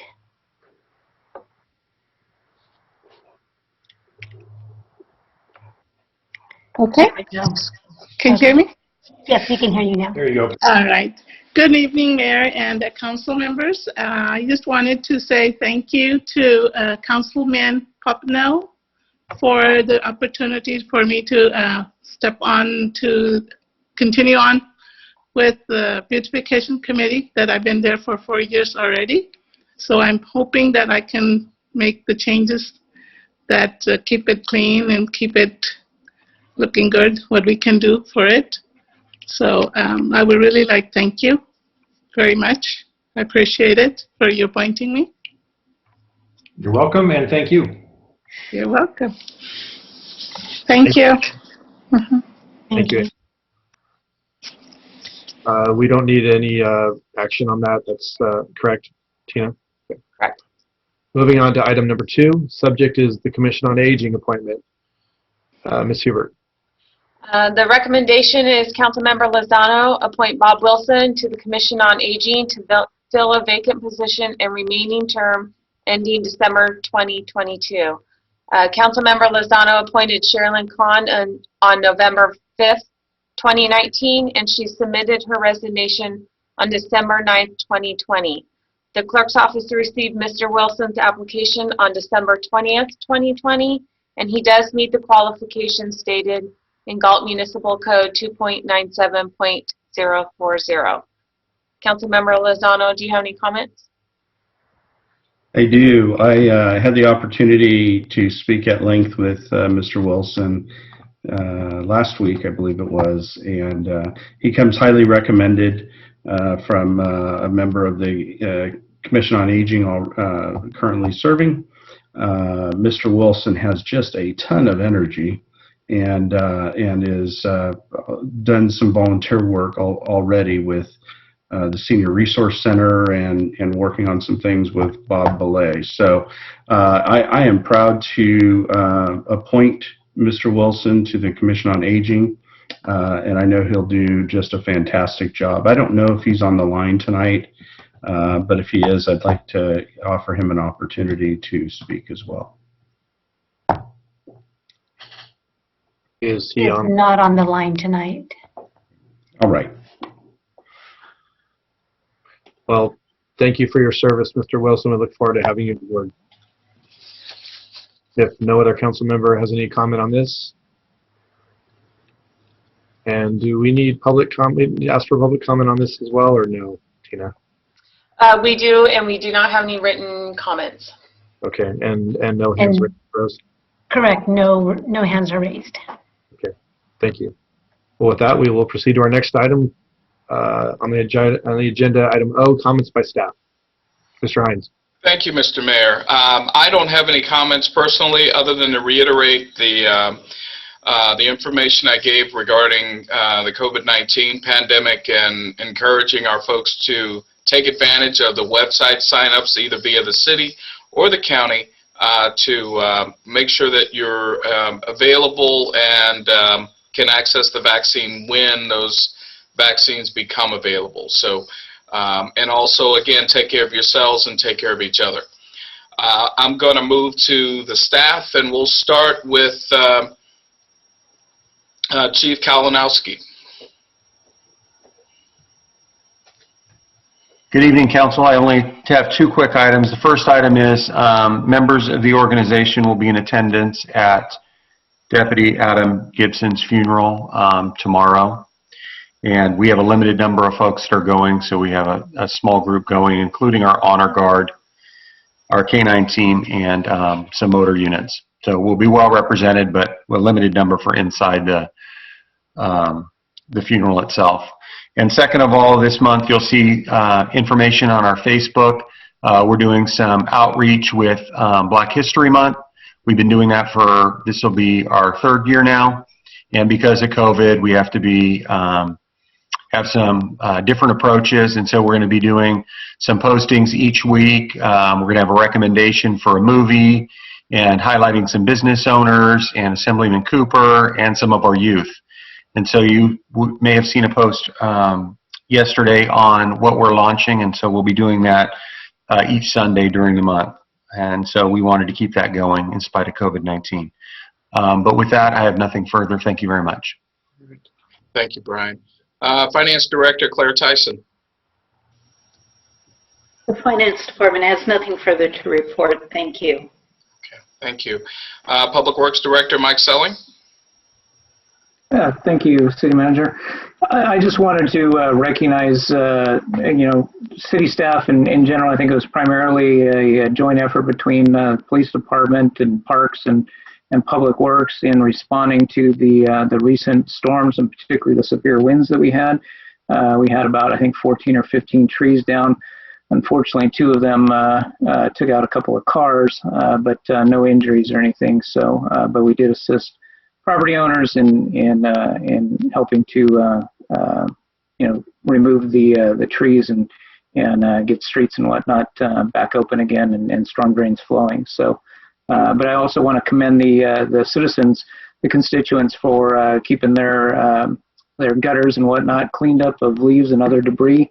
I think it helped a great deal in keeping the minimal, I guess I'll call it nuisance flooding, localized flooding, just a few inches of water in some areas. So great job to everybody in preparing for the storms, and we only had some minimal damage in that. So. Thank you all. Thank you, Mike. Parks and Rec Director, Armando Solis. I just want to remind everybody that you can go to our city website to download the information for COVID testing. Tomorrow I do have a meeting with the county to discuss vaccines. I will keep the city manager informed of the information I find out at that meeting. I'd like to thank Jackie and her group for the Winter Bird Festival and keeping these events going throughout the COVID year, and thank our sponsors that are allowing us to have this event, the Cal Waste, the Autobot Society. It's really important that they're acknowledged to allow us to have this event again. So I want to thank my staff and thank Public Works for the work that we did last week during that storm. We worked really well together, and I appreciate all of our staff working as hard as they did during that storm. That's it. Thank you. Human Resources Director Stephanie Van Stein. I have no update this evening. Thank you. All right. Community Development Director Craig Hoffman. Nothing further tonight, everyone. Thank you so much, and good night. City Attorney Harriet Steiner. Good evening. I just wanted to note that the legislature is back in session, and one of the first things that they did is to extend protections for eviction through July of 2021. And that's the first of the bills that we're expecting that they will pass that deal with the ongoing COVID crisis. Okay, thank you. Thank you. City Clerk Tina Hubert. And nothing further, thank you. Okay, and our Administrative Assistant Rose Rodacker. I have nothing tonight. Thank you. Okay, very good, very good. Mr. Mayor, that concludes staff comments. Thank you, sir. We'll now move on to comments by City Council members, future agenda items. We will start with our Vice Mayor, Mr. Sandhu. Very brief. First of all, thank you for all the staff doing an excellent job during that COVID-19. Thank you for all the department, all the staff. Now, the other thing, I also like to thank you for the citizen, whoever bring any written comment, any other comment, any agenda item. That's a very important for me to any comment regarding any project. I take it very seriously. So thank you for bringing any comment to any agenda item. And I also like to congratulations to the new committee member, my wife, Amy Sandhu. And I also like to congratulations to the Commission on Aging, Bob Belson. Again, I like to thank you, everybody. Thank you. Thank you, Mr. Vice Mayor. Councilmember Papineau. Yeah, I was able to virtually attend the Humboldt County hearing, and hats off to everybody, because it's not often that you have a judge in a criminal court within the first minute after calling it to order signal his decision without taking any testimony or seeing any evidence. It's pretty phenomenal. So to the city manager, Chief Kalinowski, Lieutenant Small, the DA, the Sheriff's Office, and the public's overwhelming response, thanks to everybody, it made it an automatic for him. That's all. Thank you, Councilmember Papineau. Councilmember Vandenberg. Yeah, thank you, Councilman Papineau. I agree wholeheartedly with what you said. I didn't have an opportunity to watch it at all, but the community concern, everything that everybody did, the online petitions, letters, emails. I got a lot of emails about that topic. And it was a really good thing to see, especially after pretty much a year of bad news. I'd also like to, thank all the restaurants and the people in the community that helped the fallen officers. This, locally, it was great to see that, a local restaurant, even with all the struggles they have, were willing to help the family of a fallen officer, and within hours they sold out of all of their food. So I applaud, our community for that. And I'd also like to thank the staff. I asked the past week on some of the warrants from the previous packet, and one of the items was a disputed charge. So it was $697, and I just like to thank you that, and the citizens to know that the staff is watching where our money goes. They receive the money back, and that's a bit tedious maybe, but it's a job well done. So thank you very much. Thank you, Councilmember Vandenberg. Councilmember Lozano. Yeah, I want to also thank the community for their engagement in the sexually violent predator issue, and thank you for the staff and Councilman Papineau for being online and watching that. Also, I think Mayor Farmer was on. So yeah, good work by the community, good work by staff. Thank you, Chief Kalinowski, for being on top of that and writing a great letter to the court that was forwarded to us. It was very, very well done. Congratulations to Ms. Sandhu also. Glad she's back on the beautification committee. She does such a wonderful job always. And she has to live with Vice Mayor Sandhu, so we get her more props for that. And then also congratulations to Mr. Wilson also. I think he'll do a great job like I mentioned. And lastly, just to wrap it up, thank you to all the staff for all the hard work you do. You know, sometimes I tell Mr. Hines this the other day, sometimes having 5 bosses is a tough job. And we do appreciate the work you do and the time you take with us and responding to emails and you know, and just generally working with the public. So thank you all so much. Have a great evening, and that's all I have. Thank you, Councilmember Lozano.